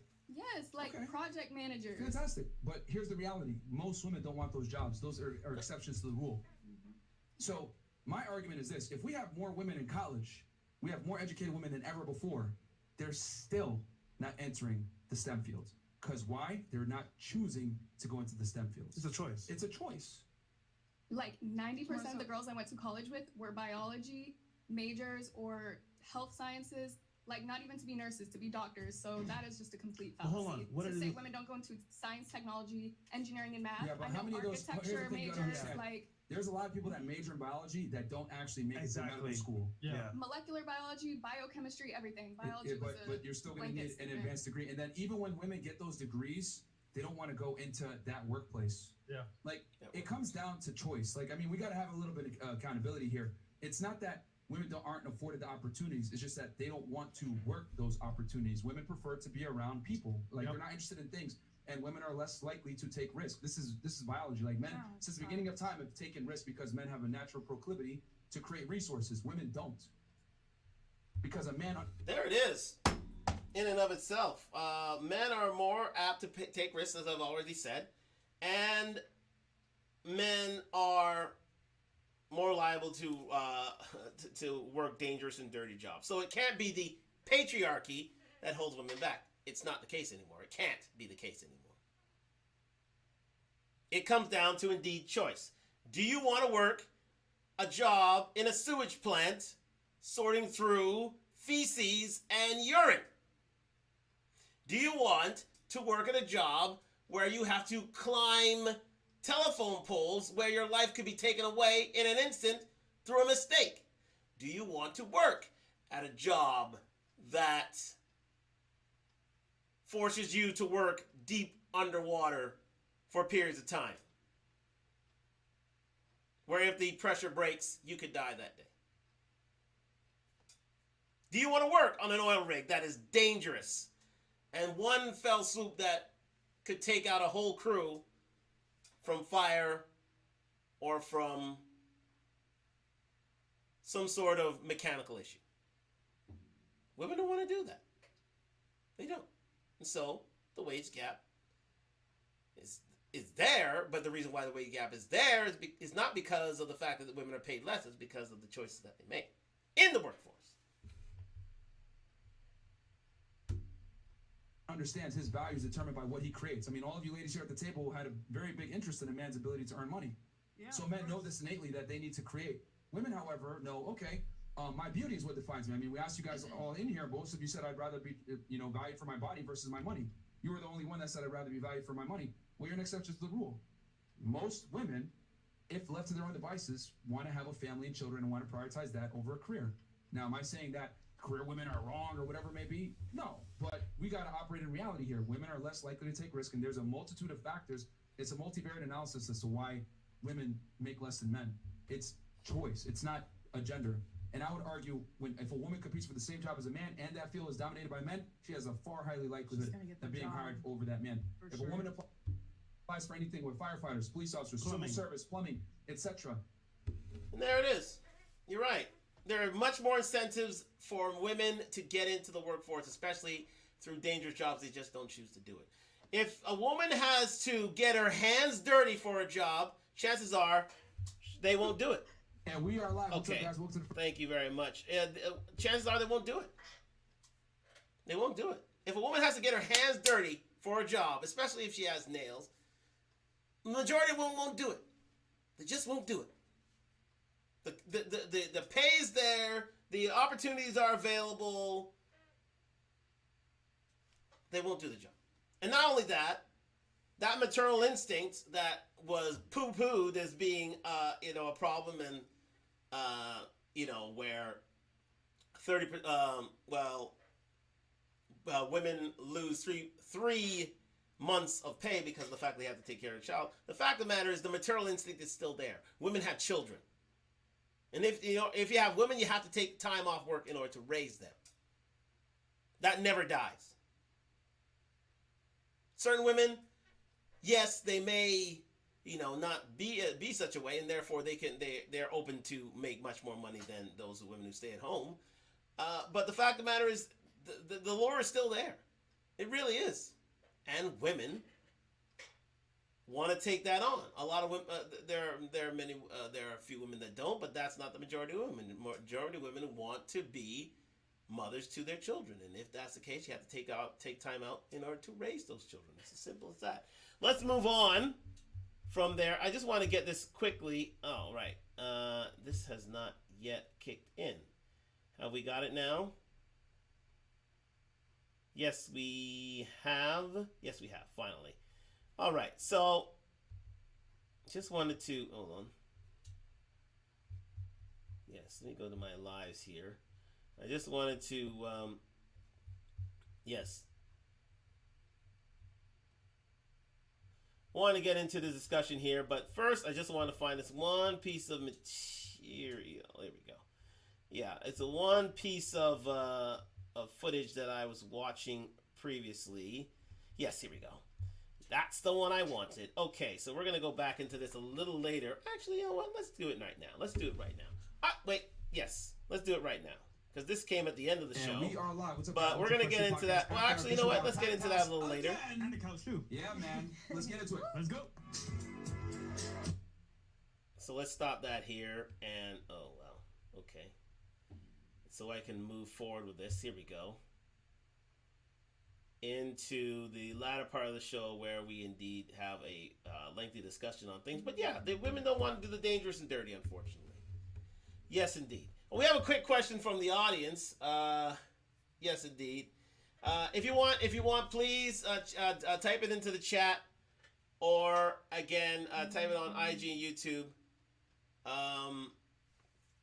Type it in IG and YouTube, and I can get to it. But let's move forward with this. So we're gonna get into this a little later, and again, another discussion on why there is no gender wage gap. Here we are. We're gonna reinforce this ideal and see the other side of why indeed there is no gender wage gap. And this is coming from PragerU. This is more of a conservative think tank, and they present the other side of the argument, why there is no gender wage gap, and why indeed there is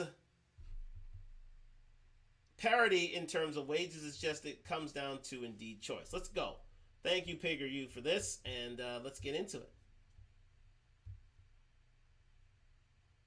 If for the same work women only make 77 cents for every dollar a man makes, why don't businesses hire only women? Wages are the biggest expense for most businesses, so hiring only women would reduce costs by nearly a quarter, and that would go right to the bottom line. Don't businesses want to be profitable? Or are they really just bad at math? Well, actually, it's the feminists, celebrities, and politicians spreading this wage gap myth who have the math problem. Here's why.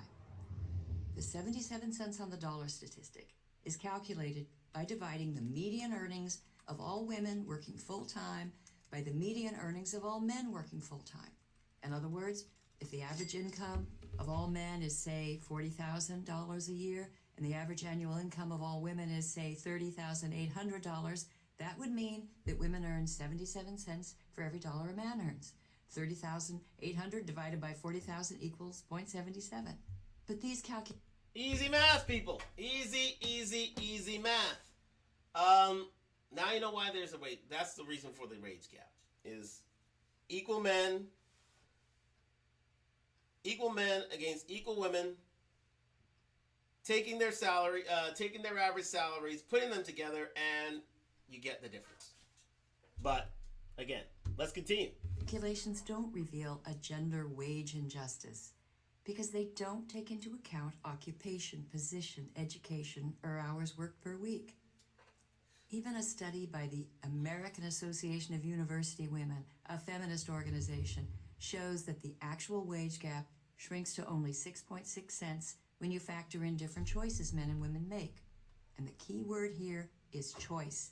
The small wage gap that does exist... So let's remind ourselves that the wage gap is not 77 cents to the dollar. It's actually 6.6 cents. So there isn't much of a wage gap at all. And that was coming from a feminist think tank. The American, let's see that again. Yes, the American Association of Universities. American Association of University Women, sorry. So this is coming from a feminist think tank who themselves say there's a 6 cent wage gap. Not 23 cents, it's actually 6 cents. has nothing to do with paying women less, let alone with sexism. It has to do with differences in individual career choices that men and women make. In 2009, the U.S. Department of Labor released a paper that examined more than 50 peer-reviewed studies and concluded that the oft-cited 23-cent wage gap may be almost entirely the result of individual choices being made by both male and female workers. Well, let's look at some of those choices. Georgetown University compiled a list of the 5 best-paying college majors and the percentage of men and women majoring in those fields. Number 1 best-paying major, petroleum engineering, 87% male. Number 2, pharmaceutical sciences, 48% male. 3, mathematics and computer science, 67% male. 4, aerospace engineering, 88% male. 5, chemical engineering, 72% male. Notice that women outrepresent men in only one of the 5 top-paying majors by only a few percentage points. Now consider the... What's that telling you, people? Women usually go towards the humanities, the social sciences. Not really science, technology, engineering, and math. That's been shown here. They tend to choose the lady majors, even though women outnumber men in college campuses. They way outnumber men. So why are men still surviving in terms of the wage gap? Because of the careers they choose. Because of the careers they choose.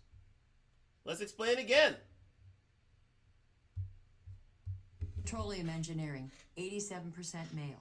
Number 2, petroleum engineering, sciences, 48% male. 3, mathematics and computer science, 67% mathematics, male. computer 4, science, aerospace engineering, 88% male. 5, chemical engineering, 72% male.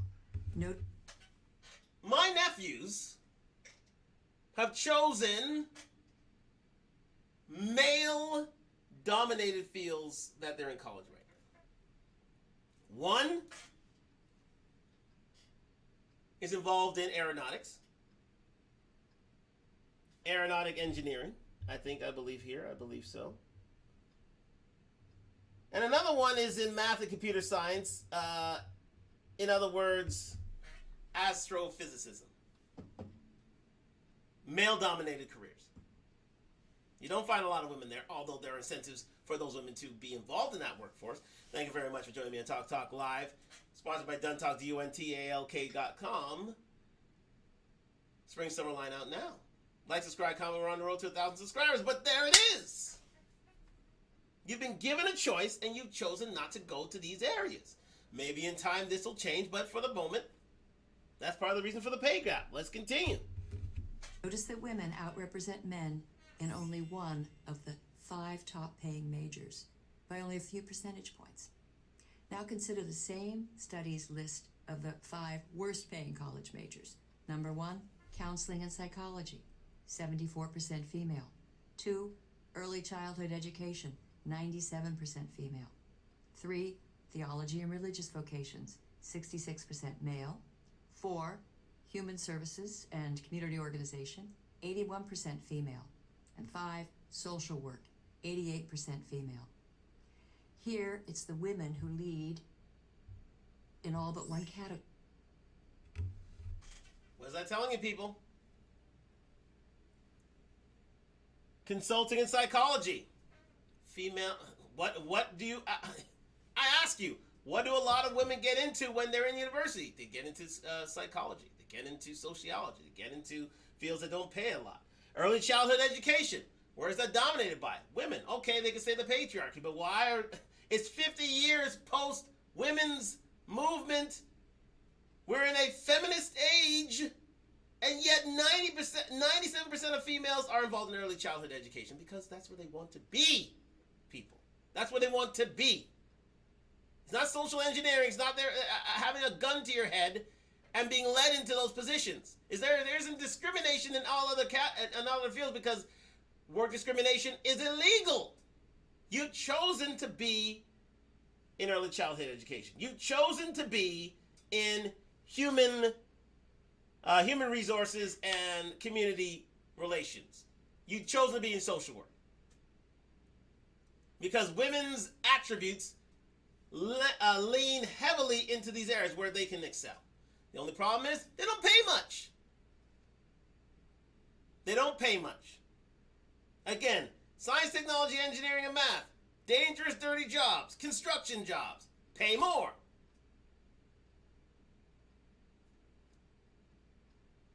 You don't find... We can take it to the sports field, as we will. We'll take it to the sports field. Formula One. You don't find a lot of women trying to get into Formula One. Why? Because it's a dangerous job. You could die driving a car at a high speed.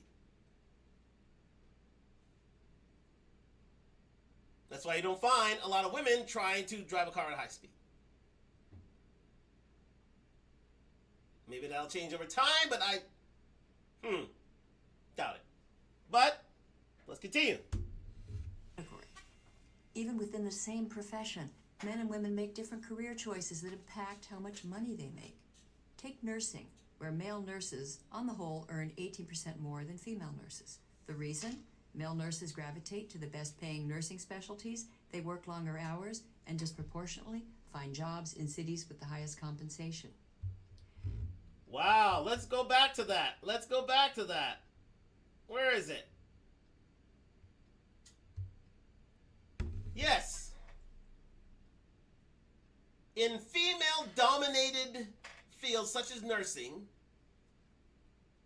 men tend to be paid more. Why? Because they tend to specialize. They tend to work longer hours. Women won't work 12-hour shifts for long. They're not built for it, unfortunately. Well, fortunately or unfortunately. They're not built to work 12-hour days at a whim. And they're willing to relocate. If my job's not there, I'm going over there to get it. Not to say that the women won't do it, but those are exceptions to the rule. They would rather be in the city in which they've established with their family in order to do these jobs. Men are willing to take their families to where the jobs are being paid more. That's the difference. In cities with the highest compensation. Now here's how one expert on nursing compensation, Professor Linda Aiken of the University of Pennsylvania, sums up the data. Career choices and educational differences explain most, if not all, the gender gap in nursing. The Department of Labor paper concluded that once these differences are accounted for across all professions, the unexplained wage gap is somewhere between 4.8 and 7%, almost identical to the 6.6 percentage gap found by the AAUW. But why is there any gap at all? No one knows for sure, as both the AAUW and the Labor Department concede. There are so many variables that drive wages that no single study can cover them all. Few wage gap studies control for variables such as dangerous work environment. Men are vastly overrepresented, for example, on oil rigs. And here's another variable. Men are more willing and able to work long hours without advance notice. According to Harvard economist Claudia Golden, even if two lawyers have the same education, same specialty, and work the same number of hours, firms pay more to someone who is willing to always be on call and ready to be in the office when the firm needs them, as opposed to wanting a more regular schedule. This isn't sexism. It's just common sense. Stop there! I've seen that for myself, being in the law profession. I've seen that for myself, where men... I've hung out late at law firms. Rarely do you see a woman working past normal hours. Rarely do you see it. They'll head home, usually within that 9 to 5 range. Rarely do they see it. I mean, I was told myself to go home, literally, by a woman. She said, go home, you shouldn't be here.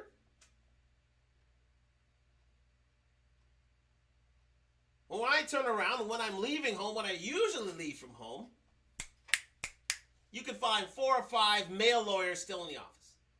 Still in the office, well into the night. Well into the night, until the 8, 9, 10 o'clock hours. And yet, still be up early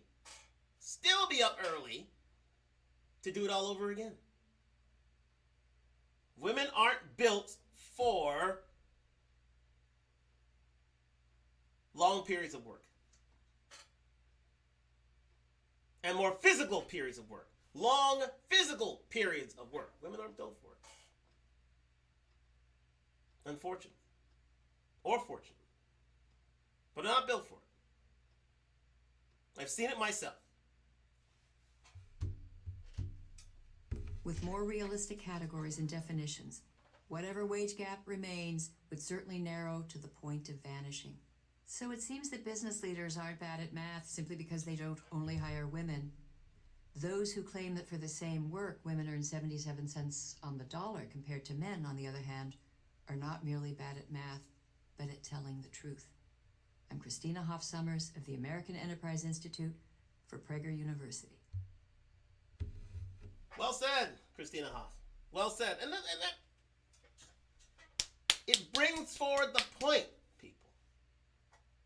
You cannot pay a woman of equal skill and equal value, working the same hours, different pay. Something has to give. Either you're working longer, going into fields that pay more, or working dangerous, dirty jobs. That's the extent of it. Because you can't pay, and also remember, if women are paid less than a man on that 77%, which is actually 77 cents to the dollar of a man, which is actually 6 cents to the dollar of a man, why would there be no more women in the workforce? Because men are willing to take the risks and do what's necessary to get the job done. Continuing. Let's go on to, again, a sports-related topic. Because what's really on the minds of most people is the fact that, especially in the sports world, is the fact that women aren't paid to a certain extent of men. Especially when it comes to team sports such as soccer and basketball. So we're going to break that down right now. We have Mr. Ben Shapiro, and he's gonna talk about the gender gap. Now, Ben Shapiro is more of a conservative commentator, a very, very popular one. Has 5 million subscribers here on YouTube. Very, very popular, and he's gonna discuss this recent topic of the day, which is the fact that the women's national soccer team in the United States being paid less than the men, and they say it's all regarding discrimination, when in fact it's because the women's game isn't as television friendly, as watchable a sport as men's soccer. Shout out Arsenal Football Club. Top of the league, still top of the league. Anyways, we're going to get into this right now as to why, indeed, men are paid more in soccer. Every 4 years, whereas men's soccer makes money pretty much all the time. And the Men's World Cup is a multiple, like a large multiple bigger than the Women's World Cup. And you guys signed a contract. So if you don't like your contract, you could have not signed that contract. But here's Megan Rapinoe complaining that she does the same work as a man and doesn't get paid the same as a man. 4 World Cup championships and 4 Olympic gold medals for the United States. And despite those wins, I've been devalued, I've been disrespected, and dismissed because I am a woman. And I've been told that I don't deserve any more than less because I am a woman. You see, despite all the wins, I'm still paid less than men who do the same job that I do. They don't do the same job that you do. They don't. You know how I know? Because Megan Rapinoe, anytime you want, you can go play on the men's team. You can try. You can try. After all, gender is it's a social construct. We have been informed by the left that gender does not exist. It's completely a social construct. So since gender is a social construct, anytime Megan Rapinoe wants, she can go try and play with the men. That is not going to go great for Megan Rapinoe. She is not doing the same work that a man is doing. This is like saying that a woman lifting weights, like her job is to lift weights. She's doing exactly the same job as a man when she wins a gold medal in a weightlifting competition. Well, not really, considering the man is probably lifting twice as much weight as the woman. I mean, not to put too fine a point on this, but in a scrimmage, the Women's World Cup soccer team, the gold medal winning Women's World Cup soccer team, lost to the under-15 football club from Dallas. Boys football club from Dallas, the under-15s. Bunch of 14-year-old, like, yes, it was a scrimmage, but also, like, you lost to a bunch of 14-year-old boys. No, it's not, no, actually. You're not doing the same work as the men. No, you're not. No, you're not, Megan Rapinoe. You're not doing the same work as a man. And you were beaten by boys. So what does that tell you? And the fact that the World Cup, the Men's World Cup, is a tournament involving 32 countries yet. Yes. However, to qualify for the World Cup, you're talking about most of the countries in the world today. All participating to try and get into those 32 teams. Well, there's only a certain amount of women playing soccer. Now, again, this could be based on the fact that it was more of a tradition for men to play sport over a certain period of time. All that is well and good. But the fact of the matter is, that does not explain the amount of money the World Cup brings in. Why? Because it's a greater spectator sport. Watching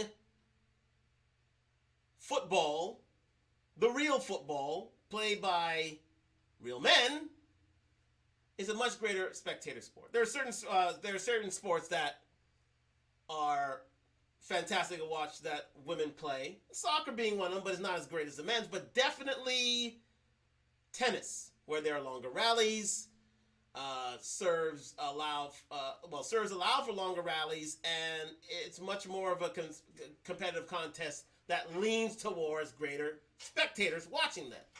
That's why you find a lot more women being paid a lot more, because more people want to watch women play tennis. Not a lot of people want to watch women play soccer, unfortunately. Yes, you had the recent Euros, where there was a sold-out Wembley Stadium for the Women's World Cup. For the Euro final between, I think it was England and Germany, I believe. That sold out, and that was 81,000. But you don't get many of those. That was for the final. For the rank and file round robin type games, you're barely filling half of the stadium. You're barely doing it. Barely. Something has to be said about that. So the revenues brought in by a Women's World Cup pale in comparison to the rules brought in by a Men's World Cup, and so by de facto, a lot of the advertising and commercial revenue as well are brought in sizably by the Men's World Cup, because it's a greater spectator sport to watch. Unfortunately, ladies, it's a greater spectator sport to watch. So we must keep that in mind. We must keep that in mind. Sorry, Reagan, but there's a reason why you're not getting paid as much as men, because no one wants to come and watch it. This is all absurd. Okay, it's just absurd. And her proclaiming, she's speaking from the podium of the damned White House. She's been on every major television show complaining about her fate. She signed voluntarily a contract as to her pay, and the Women's World Cup, again, is a fraction the size of the Men's World Cup. It's amazing. But don't worry, Joe Biden assures us that there's not a single thing a man can do a woman can't do better. Not a single thing. Men can't pee their name in the snow better. Men can't open pickle jars better. Men can't pick up heavy weights better. Men can't throw a baseball harder on average. No, it turns out every single thing a man can do, a woman can do just as well or better, which is why he should probably resign and let Kamala Harris be president. Too funny. I mean, Ben Shapiro has a point there, and sorry, men are stronger, faster, bigger. That allow for a much more a much more watchable contest, quite simply. And that needs to be taken into account. Sorry, nobody's. I mean, women want if women want to. Here's the thing that women can do in order to get equal pay. Go out and see your sport. Go out en masse, support women's soccer. Do it. Absolutely, and you'll be paid more. Absolutely, you'll start seeing more commercial revenues roll in, and you'll be paid more because that's what the matriarchy is is pushing for. But the fact of the matter is, it's still filling half a stadium on average. Maybe a quarter of a stadium more than likely. And until those numbers change, we'll be paid less. They will, unfortunately. Or fortunately. In a minute, MyBookie puts the action in your hands with in-game live betting. Oh, sorry. With a choice from thousands of lines and odds, you can turn any into account, no confounds, right? Number of hours in the workflow. Asinine Instagram picture the other day said it's equal pay day. Did you know white men make the whole dollar? Asian women make 87 cents. White women make 79 cents. Black women make 63 cents. American Indian, Alaska Native women make 60 cents. Hispanic or Latino women make 55 cents. Okay, so I have some questions. I have some major questions. First of all, you're taking into account no confounds, right? Number of hours in the workforce. Amount of time taken out of the workforce. What kind of job you have. And none of that is taken into account. Second, you notice that it starts with white men make the whole dollar? How about Asian men? How do they do in the United States? How about like Nigerian-born American immigrants? They do really, really well in the United States, as it turns out. So why are white men at the top? Oh, because white men are always evil. That's why.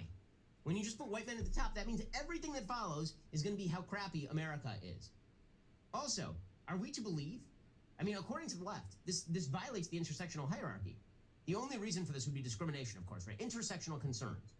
Your membership in various identity groups, that decides just how bad America is to you. So, according to this chart, the one that the White House just put out, in order of people who are discriminated against, it goes like least discriminated against Asian American women. Then white women. Apparently white women are more discriminated against than Asian American women. Kind of incredible. Wouldn't have predicted that. Also, it turns out that black women are less discriminated against than Hispanic or Latino women. Because black women make 63 cents, while Hispanic or Latino women make 55 cents. So apparently America is super duper racist against Hispanic and Latino women, but only like a little bit less racist against black women. Okay, all of this is just crap. It's just crap. It does not bear statistical relation to reality. Men have different jobs than women. Men tend to go into STEM fields. Women tend not to go into STEM fields. That is not due to systemic discrimination. All of the big tech companies have been trying to recruit women into these fields for a very long time. Lawrence Summers, the former Treasury Secretary under Bill Clinton, got himself in hot water by pointing out that women have different preferences in job selection than men do. This happens to be accurate. He also pointed out that if you look at test performance when it comes to math and science, what you tend to see is that the averages for men and women tend to be pretty similar, but that at the tail end of the spectrum, the curves are different. The male curve, in terms of test scores on math and science, tends to show a lot of really dumb men and a lot of really smart men, and the average somewhere in the middle. And for women, a lot of people in the middle, very few very dumb, and very few very great at science and tech. Okay, that does not mean that if you just pick a woman that she's going to be worse off than a man. It means that when you're looking at a statistical average of wages, you have to look at factors like this. Again, women tend to enter the STEM fields less often than men. And actually, when you look at countries that have supposedly more gender equality, what you see is that women enter STEM fields there even less often than in countries where there is more gender inequality. Why? Because if a woman has to get a high-earning job in order to support her family, it turns out that she will pick a STEM field because that's where the money is. But if you're in the Netherlands, where women don't have to get a STEM job in order to have a decent way of life, well then, they won't become doctors as often as they will go into other forms of job and occupation. University Again, well said. Women are not represented in STEM fields because of choice. They choose not to be. They choose not to be there, guys. They choose not to be there. So therefore, the pay gap is there because people tend to be paid more in the STEM fields. It's shown it again. Here it is again, guys. It's quite evident that it's not as if society's failing women, is that women are failing women. They choose not to do the dangerous, the dirty, the risky, STEM, and tend not to take risks. Chicago economist Stephen Levitt says, quote, rather than interpreting women's lower wages as a failure, perhaps it should be seen as a sign that a higher wage simply isn't as meaningful an incentive for women as it is for men. Oh, how dare we? How dare we? No, every inequality of outcome means that America is terrible and horrible and no good and very bad, which again is why Joe Biden needs to immediately resign and hand over his Okay, we have gone. That's where his conservative slant kicks in. So we're going to leave it there. However, he makes valid points. Now, here's the other side. It's the WNBA. The WNBA have been downright nasty that they're earning less than their NBA counterparts. Downright nasty. Women have been asking men to support their sport. Men have gone out and supported them, but women have still been nasty because they're not getting paid as much as men. There's a reason for that, because women aren't television friendly. But tell that to the women who are playing the sport. So let's go. Pay gap would be something that, you know, we could just take a donation around the NBA, maybe one night y'all don't go to the casino. I have something on this, though, because it pisses me off. The WNBA has been around since the late 90s, and it seems like the only time they're relevant is when a player gets thrown into a Russian prison or the women are demanding a raise. As someone who's been a fan of the NBA since I was 8 years old, I've never really cared or noticed the WNBA, and I know many of you watching can relate. In high school, my friends would always poke fun at how bad the WNBA was, and at the time, I didn't know anything about them since it was never on TV. But I'll never forget the first time I was exposed to the league. ESPN was doing an interview with a WNBA player. Her name's Brittany Griner. You may know her as the one who's trapped in Russia right now. I forget her name. Do you know what I'm talking about? That's right, yeah. And we'll talk more about her later. Now, Griner is 6'10", and the interviewer asks her to throw down a dunk because it would be pretty cool to see a woman dunk on a 10-foot hoop. She goes up and misses her first attempt. Oh. At that point, I'm thinking, okay, everyone gets one. Before trying her second attempt, she makes sure to tie her laces, and after that dramatic build-up, she proceeds to miss again. Now in that moment, I'm thinking this has to be a skit, but nope, it's 100% real. Now don't get it twisted. This is a 6'10" lady. 6'10". Can't dunk a basketball. This woman is more, not gonna say it, but she has a lot of male attributes, let's say that. Still can't dunk a ball. Still can't dunk a ball. Still can't dunk a ball. Let me check for comments here. Women wouldn't do the GSX Gaming. Women wouldn't do that risky work. No, they would not. Thank you so much. Well, she wouldn't do the risky work, but she wouldn't do the She wouldn't do the work here in this instance, period, because she doesn't have the capability of doing it. But let's continue, people. She'd probably cook me one-on-one, there's no doubt about that. But really, this is what the best women's basketball league in America has to offer? If you Google WNBA dunks, you'll find a 2-minute compilation of every dunk that's occurred in the last 26 years. And spoiler alert, there's been less than 30, and only 8 players have been able to do it. If you Google WNBA highlights, the top search results are 10 minutes. 8 women have dunked a ball in WNBA history. 8 women. 30 dunks by 8 women. Where men dunk about 100 a night in the NBA. I would say 100 to 200 dunks a night in the NBA. 8 women have thrown down 30 dunks in the history of the WNBA. You get where I'm talking? You get where I'm going here? You get where I'm going here. There's a reason why the NBA is fantastic. There's a reason. But Let's continue. Of WNBA fails. But you know what? Anyone can stitch a bunch of lowlights together and make something look bad. However, what truly convinced me that the WNBA is as bad as everyone says it is was this video that went viral this past summer.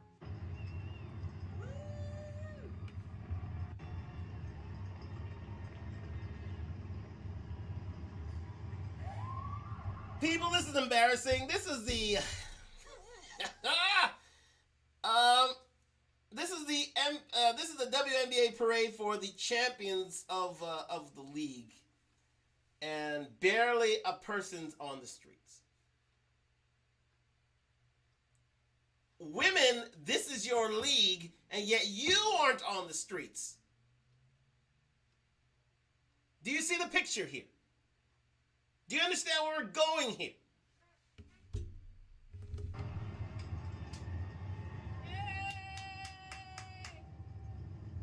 So just to give you some context, some WNBA team won a chip and decided to throw a parade expecting their fans to show up. And nobody showed. Not a single soul. Despite the fact nobody cares about the league, the players aren't better or even as good as the NBA, the women of the league keep coming up with more arguments why they should be paid better. So in this video, we are going to analyze and dismantle 3 of the best arguments that WNBA players have come up with on why they deserve to be paid more. So first and foremost, let's address the elephant in the room. Why is there a wage gap? Statistically speaking, between the two leagues, there is a major difference in fan attendance and viewership. The WNBA had 379,000 people tune in to watch during the 21-22 season. Compared to the NBA had 1.75 million viewers that same season across the same networks. More viewers equals more commercials, which equals more money. Last year, Let's bring that back. That one piece right there that women fail to realize constantly. Please say it again. Networks. More viewers equals more commercials, which equals more money. More viewers, more commercial dollars, more money. Can I hear from you ladies?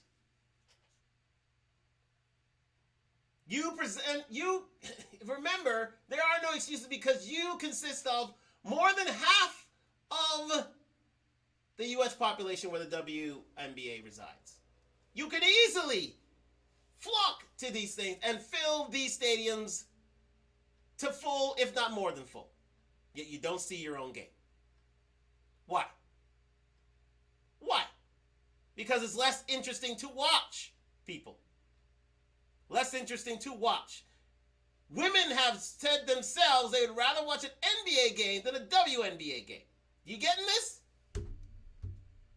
Last year, the WNBA generated $60 million in revenue, whereas their counterpart generated $10 billion through the same means of sales. Finally, there's also a difference in games played. Each team in the WNBA plays just 32 games a season plus playoffs, and in the NBA, teams play 82 games plus the playoffs. Less games equals less screen time, less screen time equals less commercials, and less commercials equals less money. There it is. There it is, people. There it is. Less games, less screen time, less commercials, less money. You're paying 32 games compared to an NBA 82 games. But you're better than the men, right? Right? Commercials equals less money. The more money the league generates, the more money it has to distribute among its players. That's why there's a wage gap. Despite people's assumption that the reason for the WNBA's lack of success is due to sexism, it couldn't be further from the truth. The WNBA is subsidized by the NBA because women wanted their own basketball league. And what happened? Barely any women show up to the games, and you know what's even more ironic? More men watch the WNBA than women. I'm particularly frustrated that we've been unable to get young women, girls, to attend those games. It's interesting, women's basketball is largely supported just in terms of demographics by older men, for whatever reason, who like fun. We know why they're supported by older men. I'll leave it to you.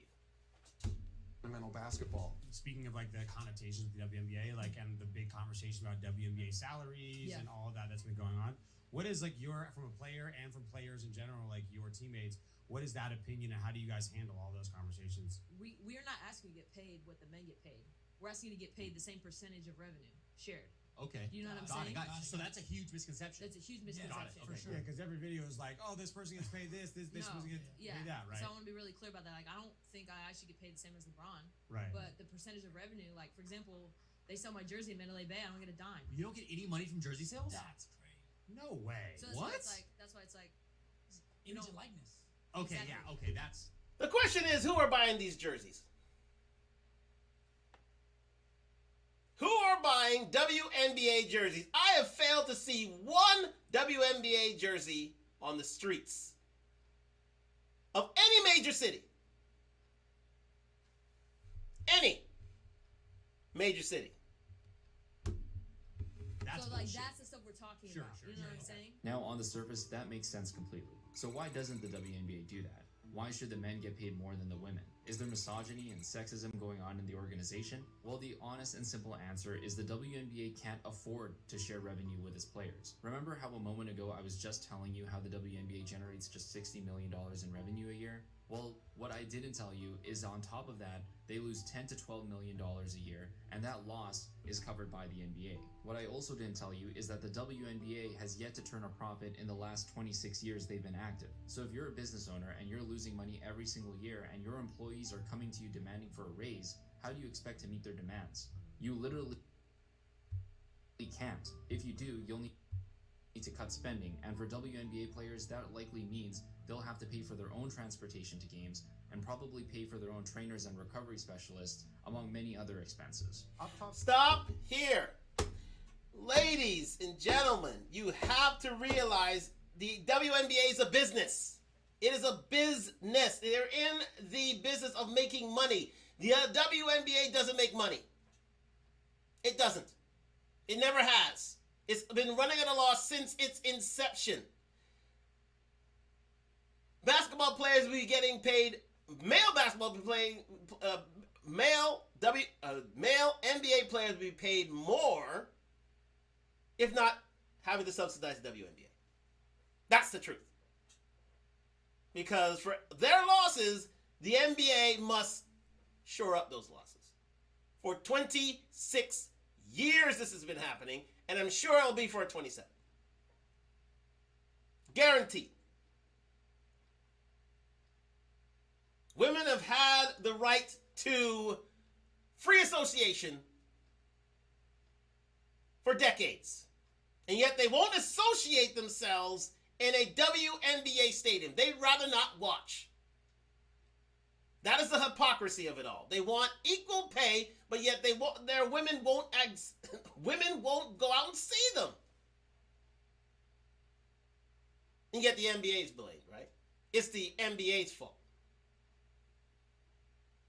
You've been given every advantage, and yet you only make $60 million in revenues. That must be shared among the league, and that is why women earn less than men. That's the reason why there's a pay gap, because no one wants to see the sport. Talked about this for so many years that it frustrates me so much, because the WNBA as a subsidiary of the NBA, and we see how much money is generated by that It's subsidiary, but okay. league. Anyway, How shout out to Jalen Rose, former Toronto Raptor. Shout out. do you guys feel about that when you see the astronomical numbers that the NBA players make versus the pay grade that happens in the WNBA? A lot of women play 2 seasons, going over season to off season, playing in the WNBA as well. So you could argue that we have a longer season and put in, equal work. Now, we'll dissect this argument. Oh, wait a second. Remember, that's how Brittany Griner got into trouble. Remember, she had to put in work in the NBA and the WNBA, and then went over to Russia where, she did her weed thing, and the rest is history. Into 2 separate parts. The first is the argument about having to get a second job. WNBA star Brittany Griner convicted today on drug charges in Russia. A judge sentencing her to 9 years in a penal colony. Griner, detained in Russia for more than 5 months, found guilty of intentionally smuggling vape cartridges of hashish oil into the country. Generally speaking, Russia isn't on anyone's top vacation destinations, especially right now with the war that's happening. However, the reason Griner was in the country was for the exact reason Diggins had just mentioned. People were saying that if the WNBA had just paid their players better, Griner wouldn't have had to go to Russia. So how little does the WNBA actually pay its players? Well, you may be surprised. The average contract for a WNBA player is $100,000 a year. And Brittany isn't even one of the poorest ones. She's one of the highest paid players in the league and is guaranteed to make $227,000 in 2023. These players are out here pretending they're making minimum wage, but in reality they're making just as much money as some doctors, nurses, lawyers, engineers, and programmers to play 32 games a year in front of a whopping 1,500 fans inside of an 18,000-seat arena for a league that's losing money. When you're making Here's the thing, people.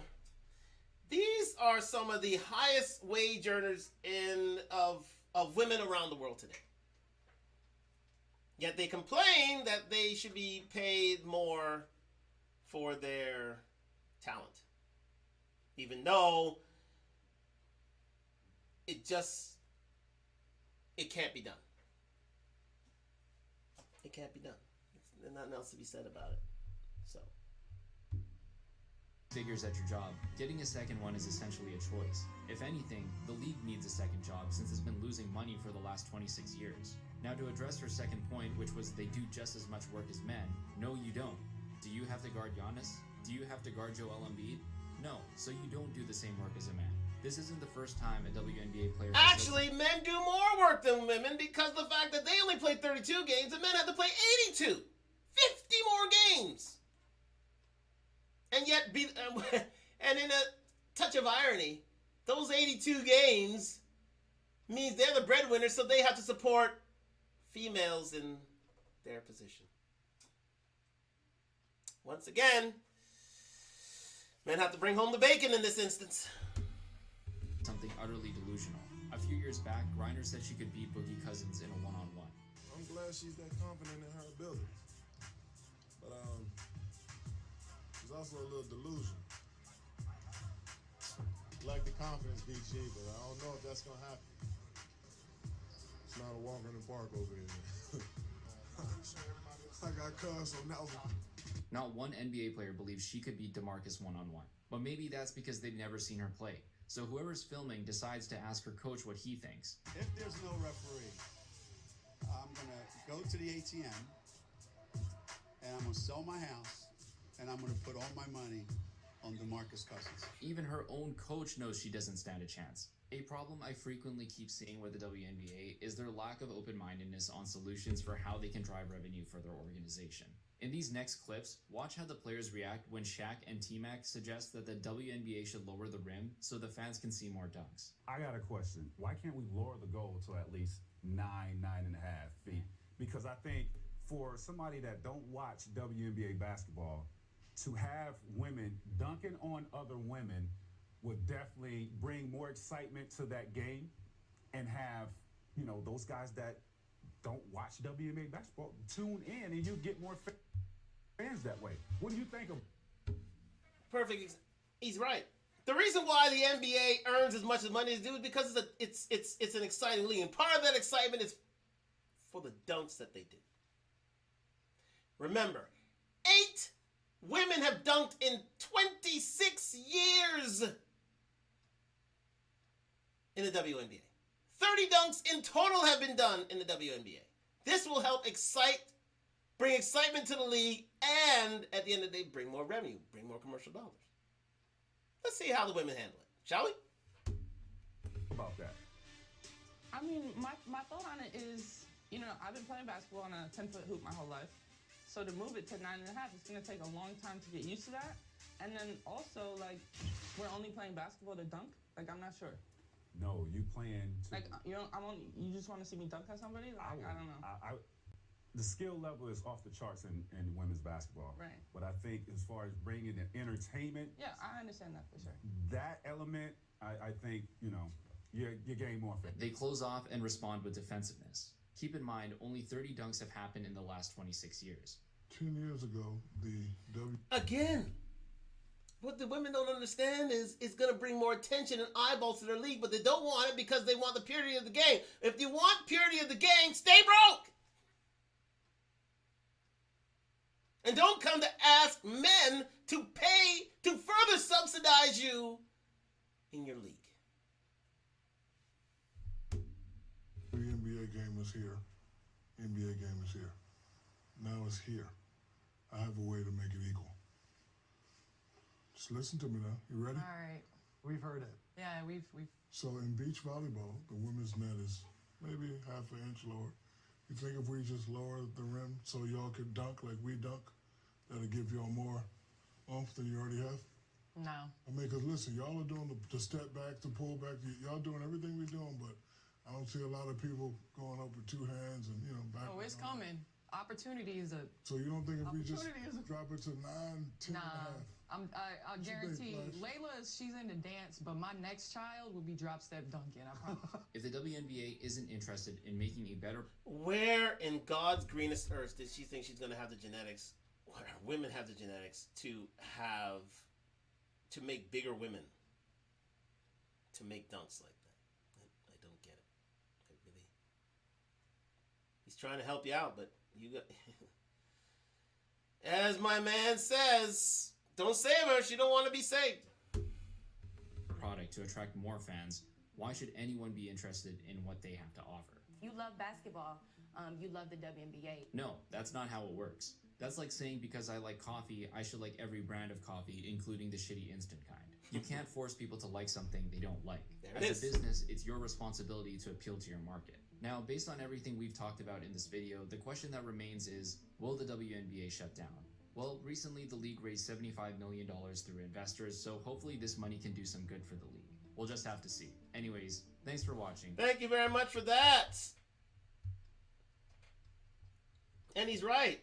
When women start, Tristan, sorry about that. He's got a few, go subscribe to the channel. Tristan's done a very good job here, but he's right. When women start understanding that it's all about dollars and having that make sense, it's a no-brainer. You do what you can to make the league that much better instead of holding yourself back and dealing at a loss. But the Brittany Grinders and the et al.s of the world, they want to suffer. Let them suffer. What can I say? Anyways, we're gonna get into. Okay, we're nearly past time, so let's just speed this up a bit more. Yes. This one here, the It's Complicated channel. Let me see how much we're running at here. We are running at 2 hours 22 minutes. Okay, we're getting there. We getting in there. Okay, so we're going to It's Complicated here. We're gonna just get back into the yes. Well, you know what? Let's go there. Let's go there first. Another fresh and fit episode here. Quite quickly, we're just gonna take up a debate right here with a noted. Well, I wouldn't say it. It's an unnoted feminist, but a feminist nonetheless, who believes that it's the patriarchy that's holding women back in terms of obtaining equal pay. And my man Myron has something to say about it. Social construct? You did not just say that. Race is a social construct. Listen. Could I say So something? the fact that I'm half black and half white is a social construct? Your ethnicity is different from your race. So I don't know what your white part is from or your black part is from, but that's your ethnicity. That's different. Your race is your skin color. That's socially constructed. It was white folks and black folks telling us you black, you not. It's ontological. Yeah, Like, that's why I it's had to literally mark other on papers in school. Thank you. But I have feel nothing that. else to say. If All right, y'all no, ain't reading, because then you're not reading. look. It's not about reading, because I read. What I'm trying to explain to you is how is it a social construct when societies that don't even know each other since the beginning of Let's time. move on a Asians, little bit Native quicker. Americans, Europeans. Springer, bro. This is a L. What the fuck? This is an L all the way. Sexism inherently benefits women. No, you're good, right? No, You're on this podcast right now because of sexism. Sexism is We a normally system charge of people oppression. 20 to 30,000 to be on this podcast. You're on here for free because of sexism. You're on here for free because you let me, bruh. Could I say But something that's what I'm real trying to say. quick? Sexism That's not benefits sexism. women. It's not sexism. You're here because you're a woman. You Yes. simp. That's That's why you let us on. And to be honest, I barely didn't want to let you on, but after your sister of my head, and she I'll said tell you Miami this, more or though. less. And she's like, Look. yo, she's flying out in 2 weeks. Like, yo, I got you. I'm not here to disrespect or belittle you. I'm just telling I am. you that if you're going to have an argument here I'm ready. based on debate and logically sound arguments, you have to argue in logic and fact, not necessarily your feelings. And But I am, and what you're doing is you're just Let's not moving listening, on so just a I'm bit not gonna further. Here we go. Go work a job I don't like. Yeah, because you're saying that No, we're saying, okay, look, it's very simple. That energy that you take into the BLM protest, go ahead and apply for a construction job or something in science, technology, engineering, or math. Pour some asphalt, go Alaska fishing, whatever you want to do. Work one of these very difficult manual labor jobs that women don't want to work. Now, you also said something about social constructioning makes you go into certain jobs. Explain this. You go to Norway, all these Scandinavian countries, right? The women are this is the most equal society in the world. The women are literally as equal to the men in every regard. Tell me why women still are nurses, still go into social work, and dominate the fields of any type of sociology. Yet they have all the same equalities as men. It's because of choice. Women choose to go into these jobs because women don't like to do physical manual labor. It's a fact. No one at this table does manual physical labor. Yeah. None of y'all. But I've done landscaping growing up. I've done construction. I've done all that. I've worked on a farm too. Like, it's choice. Like, I think, like, in general, women do not go into manual labor jobs. That's a fact. That's not even up for debate. Here's another example, quite quickly, that I've just thought about. That's close to home. My father has an auto body business. It's sort of dangerous, but it's a dirty job. It's a real dirty job that not a lot of people get into. And he's been able to make a good amount of money at it. He's been able to house his family and give them all the things that that they want in their lives. Not a lot of women get into auto body business. Very few. I know of one female-based auto body business. One. Why is that? Because it's a dirty job that can get sweaty at times. There's no air certain shops there are, but most shops, they don't have any air conditioning. Your life can be threatened by being around paint for most of your career. It has my dad. And so for doing that job, you get paid a bit more to do it. Why aren't women doing auto body work? Because it's physical, it's dirty, quite simply, disallows you a clean existence. And there it is. That's why most auto body owners are men. It's a 90 to 95% male-dominated business that pays good money, especially if you're good at it. So, ladies, it's another example from my own experience why women don't get into these sort of careers. The dangerous, the dirty, the STEM,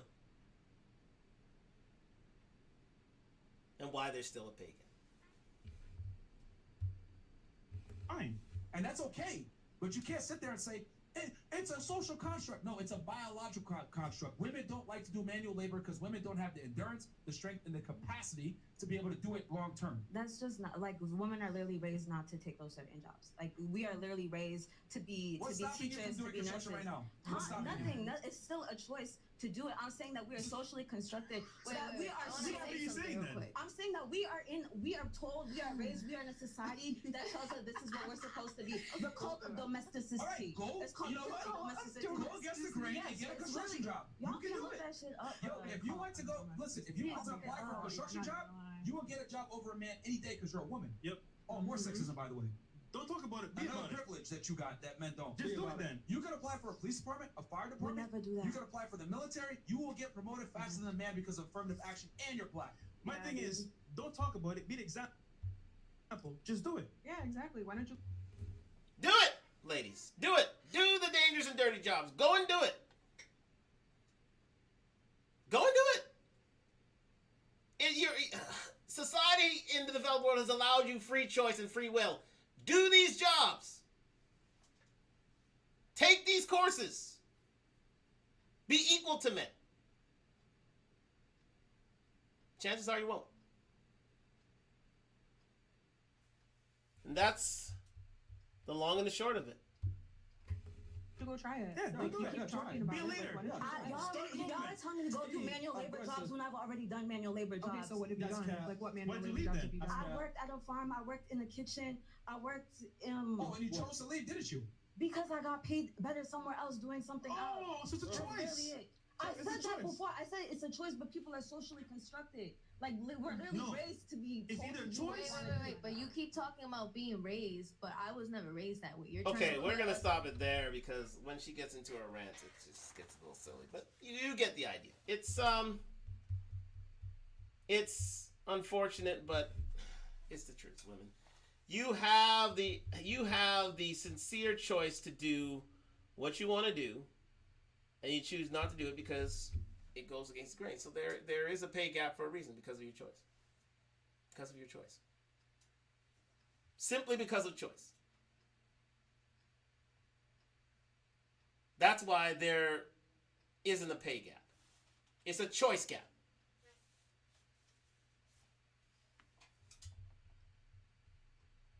Just to drive it home, this last thing, and we're going to end it off on this. Just a little more entertainment here. Let's see here. Is this one? No. This one? No. Yes.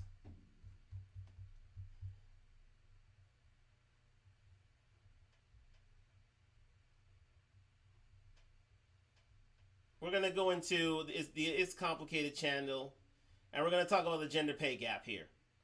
We're going to do a few more minutes, and then we're going to end it there. So let's discuss. Thank you very much for joining me on Talk Live. Like, subscribe, comment. We're going to get on the road to 1,000 subscribers.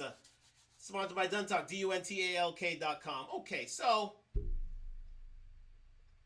we're talking to a lot of modern women here, a lot of young feminists here about the gender pay gap. And their responses to some of these the line of questioning is baffling. Let's go. There has been some skepticism about the gender pay gap, equal pay for equal work. Do you believe the wage gap is due more to sexism or productivity? I think it's sexism. Yes. Okay. I think men get paid more. Yep. It's got to be productivity.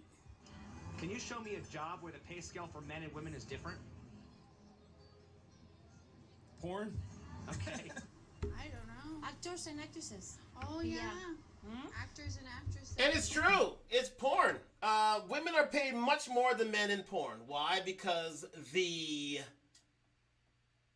audience for porn is basically male. What do men want to see? They want to see women doing nasty things to each other. And to men. So women are going to get paid more. They get paid more than their male counterparts. But that's not spoken of. That's why you find a lot of women driving towards porn, because it's a fun environment and it's safe and it's relatively safe if you're tested. And it's not a lot of work involved. You're basically on your back. Not a lot of labor. So you find a lot of women going to that, and you find a lot of men being attracted to that because, men are men. They'll be in the same movie. Yep. Doing the same amount of work. Yeah. If the wage gap exists, then why would companies employ men when it would be cheaper to hire women? Because companies can be sexist. And that's like the point. That's the problem. Note that when women find an issue, they'll either blame misogyny, they'll blame male, archetypical, patriarchy reasons, or sexism. They'll not get down to the hard truth and the fact that it's about choice. Why would companies employ men when it would be cheaper to hire women? That is a good one. Hold on. They probably wouldn't. I mean, if women are capable of doing just as good a job and for less money, wouldn't it make sense for a company to hire all women?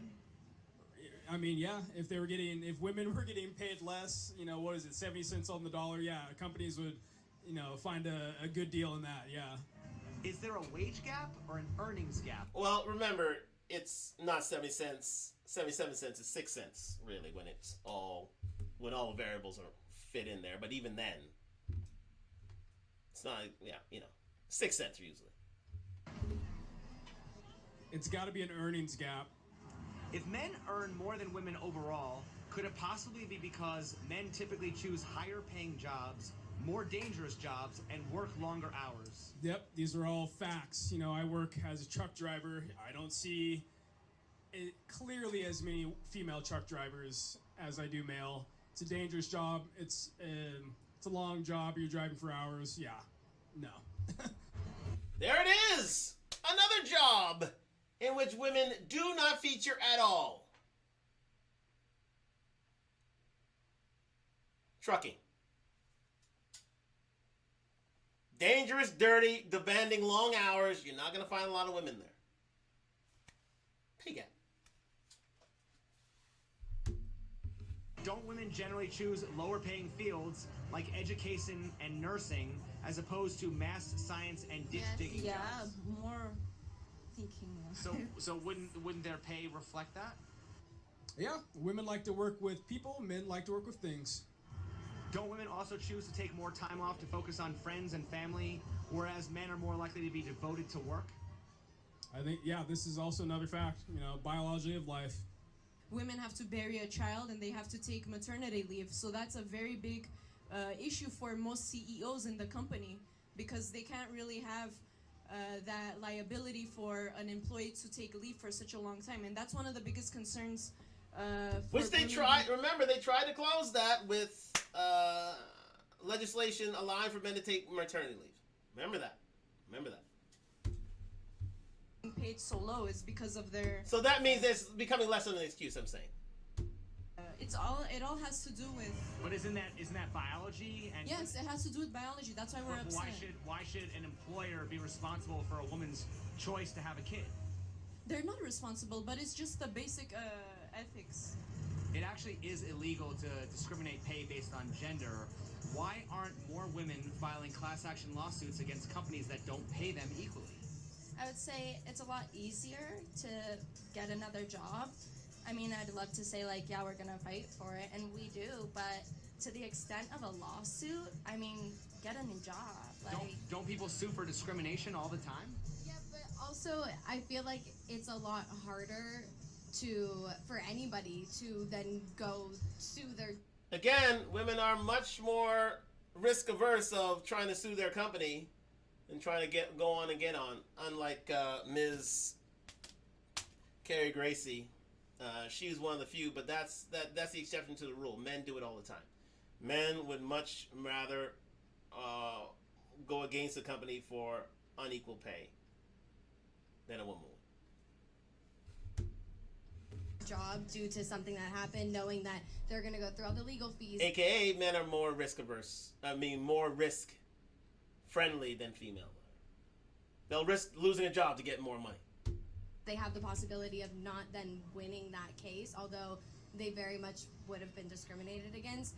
There's not a high chance that they could win it, and if they do, you get a payout, pays out through the staff, like things like that. But even a class action lawsuit, I mean, if it was happening as frequently as you hear about it, you would think that companies would be sued all the time. You would think, but I also don't think a lot of people are going to go through their time to sue a company knowing that it might be more repercussions to them in the end due to money and legal. More risk averse. There it is. I also just think it's not talked about enough in the workplace. Like, there's a large stigma around discussing your pay with your coworkers, because what if you do make more than them and then they're like, hey, like, why are you getting paid more than me? It's something that you don't generally talk about with your coworkers. Like, oh, by the way, I make this much a year, you know? I make this much per paycheck. It's not something that comes up in workplace conversation. Can you tell me any jobs where the pay scale for men and women is different? Not off the top of my head without... I can. Actors. I mean, broad amount of payment, but men are higher paid actors. Why are some industries dominated by men and others by women? Oh. Dang, I don't know. Why are there more female than male strippers and prostitutes, and what does that say about society? That sex sells, and the female body is more pleasurable to look at, I guess. Would it be possible to sell sex if men did not sexually objectify women? No. That's why I'm not complaining. I'm not complaining. If I didn't get objectified, I wouldn't get paid. Look at you paid. That's how people view women. Okay. Why don't men complain about female strippers and prostitutes earning more than male ones? That's a good question. How much of our economy is driven by men buying things to please and impress women? Oh, that's man. It's got to be close to 100%, if not, in the high 90s. Would you agree that most consumer spending is geared towards women? Yeah, I think the statistics are right. I think 86% of consumer base is women. Would you also agree that the media pushes a campaign of fear and consumption by exploiting men's need for female validation? Yeah, look at dating websites. They're not there to find love. They're there to extract as much resources out of men as possible. So why is this? There it is, people. No truer word said. That's right. Dating apps are for men to spend money. Women don't need dating apps. Men need dating apps because they're the ones who are either virgins or haven't had sex in a year. 1 out of 3 men are doing that. Women can find sex whenever, wherever. The majority of women. Men can't do that. Therefore, dating apps is really a male-dominated industry. It's true. It's true. So much talk about the exploitation of women, but we never talk about this exploitation of men. It's like the society growing up thing, toughen up, young man, or men don't cry or something like that. It's expected of men to. Okay, we're getting into a little bit of the other stuff, so let me see. Here we go. It's about supply and demand when it comes to what's valuable. So, if it's cracking, if it's a lot of people that want the business, whatever the job is offering, then it should pay more. Like McDonald's, man. I think McDonald's workers should get paid more. They making all them goddamn cheeseburgers, man. Supply and demand. Supply and demand. So therefore, like the WNBA, NBA idea, and also like the soccer/football, women's football team idea, this is society demands men's sports more than women. That's why they get paid more.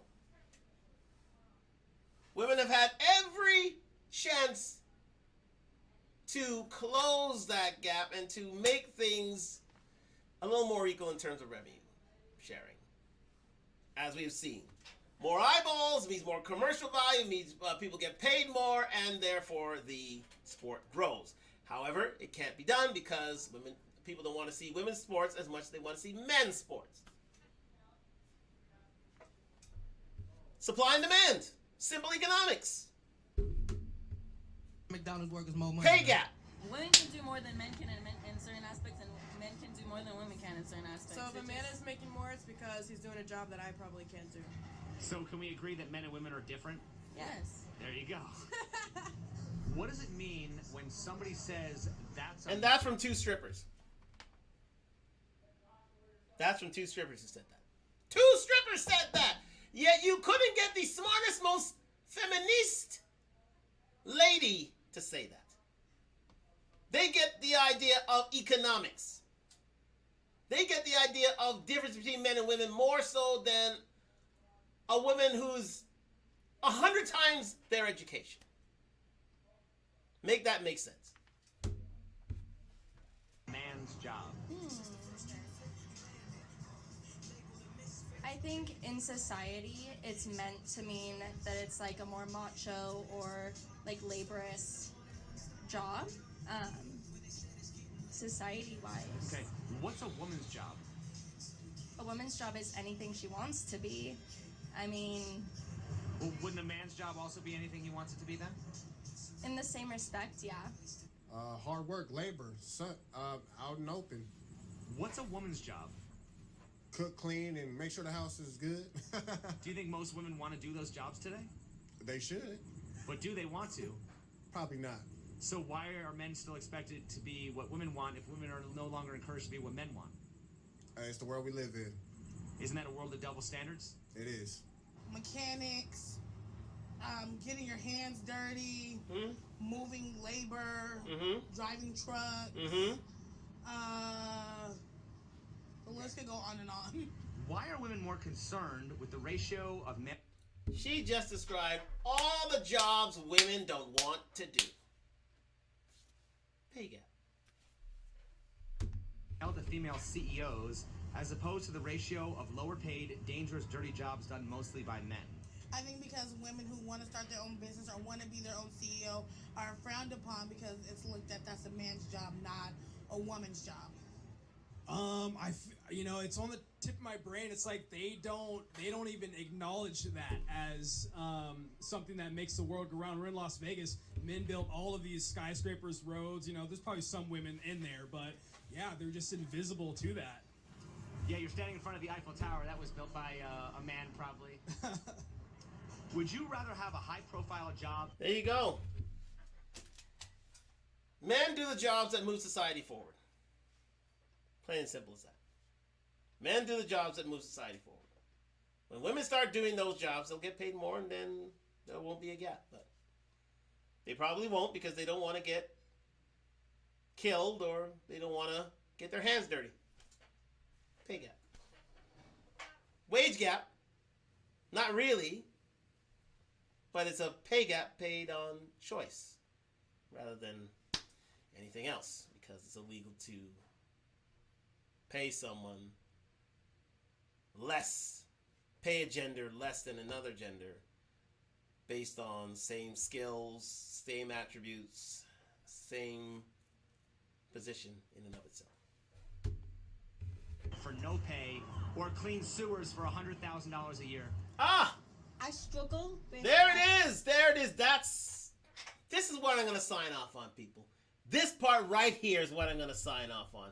The ultimate question, and he's absolutely right. He's great to say it. Let's go through it one more time. Job for no pay or clean sewers for $100,000 a year? I struggle with the smell of poo. So I think a high-profile job with no pay, because when you think about it, it would come with incentives. You can pay your mortgage there. I guess there's pros to both of them, but to give you a flat-out answer, I would prefer to have the high-profile job without pay, because if I was high-profile, I'd market myself to be sponsored by some company and just keep working at it and get money. There it is, people. There it is. When women are offered the choice to take a dirty job for a six-figure salary or a clean job for no pay, guess what they're choosing? They're choosing the clean job with no pay because they don't wish to do the dirty job. Free choice, right? There's no gun to their head. There's no patriarchy forcing you into these decisions. This is the part that sums up my argument right here. And get paid, do more with that platform I have. I'm cleaning sewers for $100K, man. Ain't no shame in my game. I'm cleaning sewers. There's no question about it. Why? More money. Clean the sewers. I'm just going in my head. No, I'm going to clean the sewers for $100,000 a year. Or clean sewers for $100,000 a year? I rather to first one. Okay, so wouldn't that explain why you're paid less? Yeah. Because you don't want to do... Because I really don't want to do that. You don't want to do the dangerous, dirty jobs. I know. So could that possibly be why so many women earn less money than men? Yep. So is that based on discrimination or based on choice? And choices. And there it is, people. I don't have to say any more about it. The fact of the matter is, let's get back to the main thing. Thank you to It's Complicated for doing that. It basically sums up my argument right then and there. Let's go back to the full cam. Ladies and gentlemen, there are reasons why, indeed, women are paid less than men, and there is a gap because women have to raise children, women have to stay within the confines of an hourly of a 9-to-5 job. They'd rather stay within the confines of a 9-to-5 job, and women aren't open to such things as STEM and these sort of things. That's fair enough. But that right there, that last argument sums it all up. When given the choice between having a dirty job for $100,000 or a clean job for $0,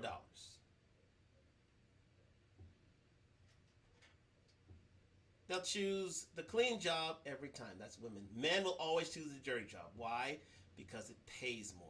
And they're willing to do whatever it takes to get paid, ladies. All right, if you are willing to do anything it takes to get paid, guess what? There's no wage gap. If you're willing to climb the highest skyscraper to clean windows, you get paid as much as men, and there be no wage gap. If you're willing to see your own sport, despite how turgid and uninteresting it is, there be no wage gap. Because at the end of the day, ladies, it's about your choices, what you want to do in life. Maybe things will change over time, but don't think that it's a patriarchy or it's discrimination or it's sexism or misogyny that's put you in the positions that you are in. No. The reason why there is a pay gap, if at all, is because of your choices. It's because of your choices. And once we come to that reality, we'll see that puts you on that pay scale. Thank you very much for joining me on Talk Live. We're going to end it right there. It's been a 3-hour show, but we had to go through it. We had to go through it and debunk the whole pay gap saga when there really isn't one. And I thank you very much for joining me on Talk Live on IG and YouTube. And I just got a few messages. Before we head out, we'll answer them. Did you also provide corporate examples? Absolutely, we provided corporate examples. Here's the thing about corporate examples. We discussed it earlier on the show. Thank you very much, Glenda, for your comment. The fact of the matter is, when it comes to corporate positions, men and women have to be paid equally for jobs of equal value. However, for those corporate jobs, men will tend to get paid more because men are less risk averse, meaning they're willing to start a corporate business, put their livelihoods on the line to support a family in order for them to get ahead. And for that risk, they get paid more. Again, it's not about the position, the corporate position, it's about the space you are within that corporate structure. If you're the owner, you'll get paid more. And men tend to be owners. Remember, 98 of 100 of the richest women in the world reach their money level via inheritance or divorce. Make that make sense. Second question. If you're only talking about trades, this argument doesn't work. Well, remember, the argument is, as we've said, and I've proven here on Talk Live just now, if women are given the choice to perform a trade that is dangerous and dirty, like construction, you don't tend to see a lot of women. It's basically 90% men, even though there are hundreds of incentives to bring women onto construction sites. But are they willing to do hard, laborious, dirty work for 30 to 40 years at a time? Hasn't been shown to be. And remember, we have been living in an age of the women's movement and modern women and the gynocracy in the developed world for a good period of time. And remember, the military is a job. How many women are in the military? I would say not more than of active military service, I would say not more than 20 to 30% are women. 70% are still, it's dominated by men. Dangerous, dirty work, getting paid for it. So we're not talking about owner. Well, again, that's part of the pay gap. If you're in a corporate world, owners are part of that too. Remember, they're employers. They are paid a wage. There's a difference. So we have to take them into account because they're part of the workforce, right? They got to get paid. Owners aren't just there to own, they're there to get paid. They're there to earn profits. So they're part of the workforce like anybody else. So, I thank you for those comments. If there are any other questions, do leave comments down below. I love to discuss these things with you, but at the end of the day, it's the dangerous, it's the dirty, it's the risk takers, it's the ones who are willing to work the longer hours who are getting paid, and those are, for the most part, men. Women take a lot more vacation time. Women only work regulated hours. Women won't do the dangerous, dirty STEM jobs, and you take those out of the way and you make everything equal, then there is no pay gap. But thank you very much for joining me on Talk Live on IG and YouTube. And we'll be back sometime this weekend. Yes. But I need to get something to eat here and attend to other matters. So, thank you very much for joining Talk Live, sponsored by Duntalk, DUNTALK.com. The spring summer line is out now, and it looks good. It looks really, really good. Do go to Duntalk, DUNTALK.com, and do have a look. Do get ready for the spring and summer. All right, I'll leave it there, and we'll talk to you next time. Maybe tomorrow. We'll maybe have a show tomorrow, if not this weekend. There is a long weekend, but we'll see. We'll see. But thank you very much for joining me on Talk Live on IG and YouTube. And if you talk, walk the walk. Good night for Toronto. My dinner's calling. Talk soon. And to my YouTube viewers, thank you very much for joining me on Talk Live. It's been real.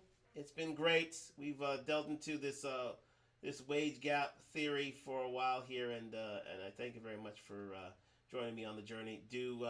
We're uploading the live film out now, and we'll get some more stuff out to you as the days and weeks progress. But thank you very much for joining me on Talk Live on IG and YouTube, sponsored by Duntalk, DUNTALK.com. And we'll see you next time. We're coming up to the 3 o'clock hour. So I'm going to sign off for now and say good night.